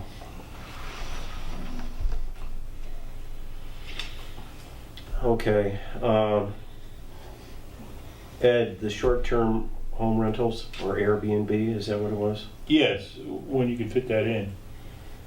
I was actually just gonna give you a little report, because we were talking about that in planning, the planning board doing something, some Yeah, that's what I regulations. saw. Is it completed in planning board or? Not at all. We're gonna be discussing it at our next meeting, Well, so we'll hold it. I would think you would wanna hold it off. Okay, we'll hold it. I'd like to put one thing on here for a long range type of thing, and I know we just got done dedicating the Who's House. But there are some things that they're wishing to improve the grounds, or maybe traffic going to the Who's House. One is, and I don't know if you remember seeing that notification in our box about state signs. If you want directional signs for Yes. activities on state highways, the state will do it, but it costs like $250 for each sign that you do. It's something that maybe we could do for the Who's House. There are other things like some type of bathroom facility, water, maybe an outdoor pergola, electricity outside to the pergola, those type of things. It's just kind of long-range planning for the Who's House. I'd like to keep that going because I'd like to see that as an educational facility as well as just someone to come in and walk around and go through the 3 rooms and then leave. You know, there's a lot more to it than that. So that's why I would like it on the items for future agendas, and maybe we can pick apart these things that I have listed, and I'll list it more formally in the list when I get them done next meeting. So that's the one that I want to put on. Is there anything else that John, one thing. others? Yes, sir. There are 2 locations in town, one of them being on Housatonic Street, one of them being on the corner of Route 9 and Wacona Falls Road. There are former businesses that seem to be no longer active, but have multiple junk cars there for years. And I think it's time the board, the town took some action to relieve itself of these eyesores and hazardous, potential hazardous waste sites and so forth and so on. I believe it's going to take a concerted effort, probably of the Board of Health, health inspector, building inspector. Well, if they're junk cars or parts thereof, Yeah. that's a police matter. Yeah, I know, We but could start. probably goes beyond their scope. Well, do we want to start there and then go beyond that, or? Well, we could start there, yeah. But John is right, that really, it's actually a danger. Oh, I The agree. fluids and I things agree leak totally. out I think and- I know what you're. Yeah. what you're- No, I you're mean, I talking don't about. want to use anybody's name, but Yeah. one of them's on Housatonic Street, we all know where it is, and the other one's a former business. Yes. And I'm not sure, just the police sending a notice would do any good, John. But maybe we should start there. First of all, they would have to enumerate the cars, right? Not just as a site needs to be cleaned up. Right. And That's the junk enumerate the cars. cars. I mean, In junk machinery. unregistered junk or dilapidated Yeah. motor vehicles or parts thereof. I believe that's how it's listed. Well, Ken, could we ask the police department to address those 2 sites? Sure. And the owners thereof? I'm not even sure who owns them. Well, you don't even have to. It's more or less sending them a notice. Well, it's the owner of the property that Yeah. you gotta send it to. Yeah. Yeah. All right, Why don't we start there? Okay. I'll put it down. Yep.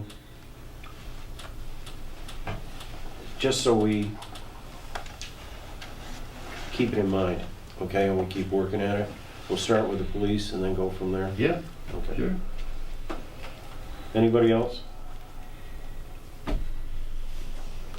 Okay. Remarks of the select board.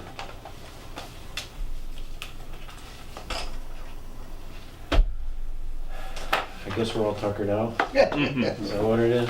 Are we having Long an night. executive session? Yes, we are. But again, everyone, thanks for your hard work. Ken, thanks for your work on these projects. It's time consuming. I saw what you did this weekend. Good job. Thank you.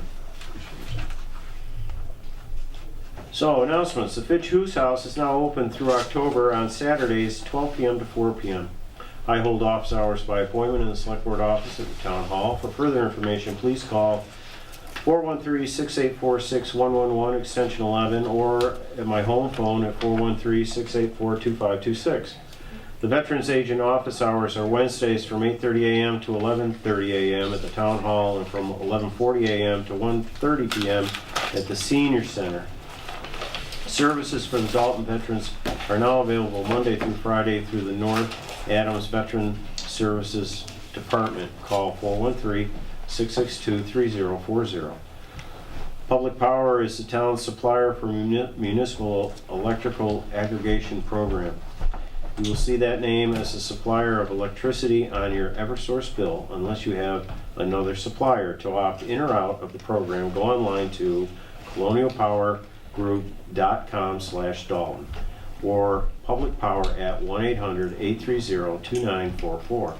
The Conservation Commission is looking for new members. If interested, please contact the Town Manager's office at 684-6111, extension 11. The Dalton Beautification Commission is seeking volunteers to assist in maintaining the Commission's established garden spaces in the community. If interested, please contact the Town Manager's office at 684-6111, extension 11. Please note that Dalton's official meeting postings, agendas, and minutes can be viewed at mytowngovernment.org/01226.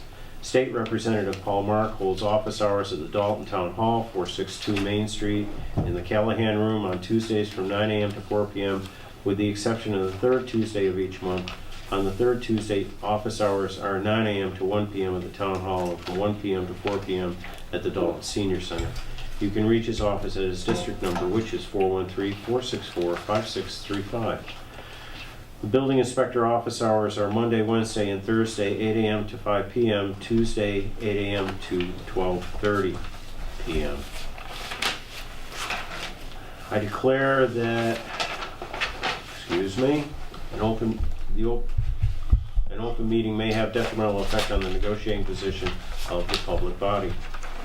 I move we go into an executive session to conduct a strategies in preparation for litigation and not return to open session.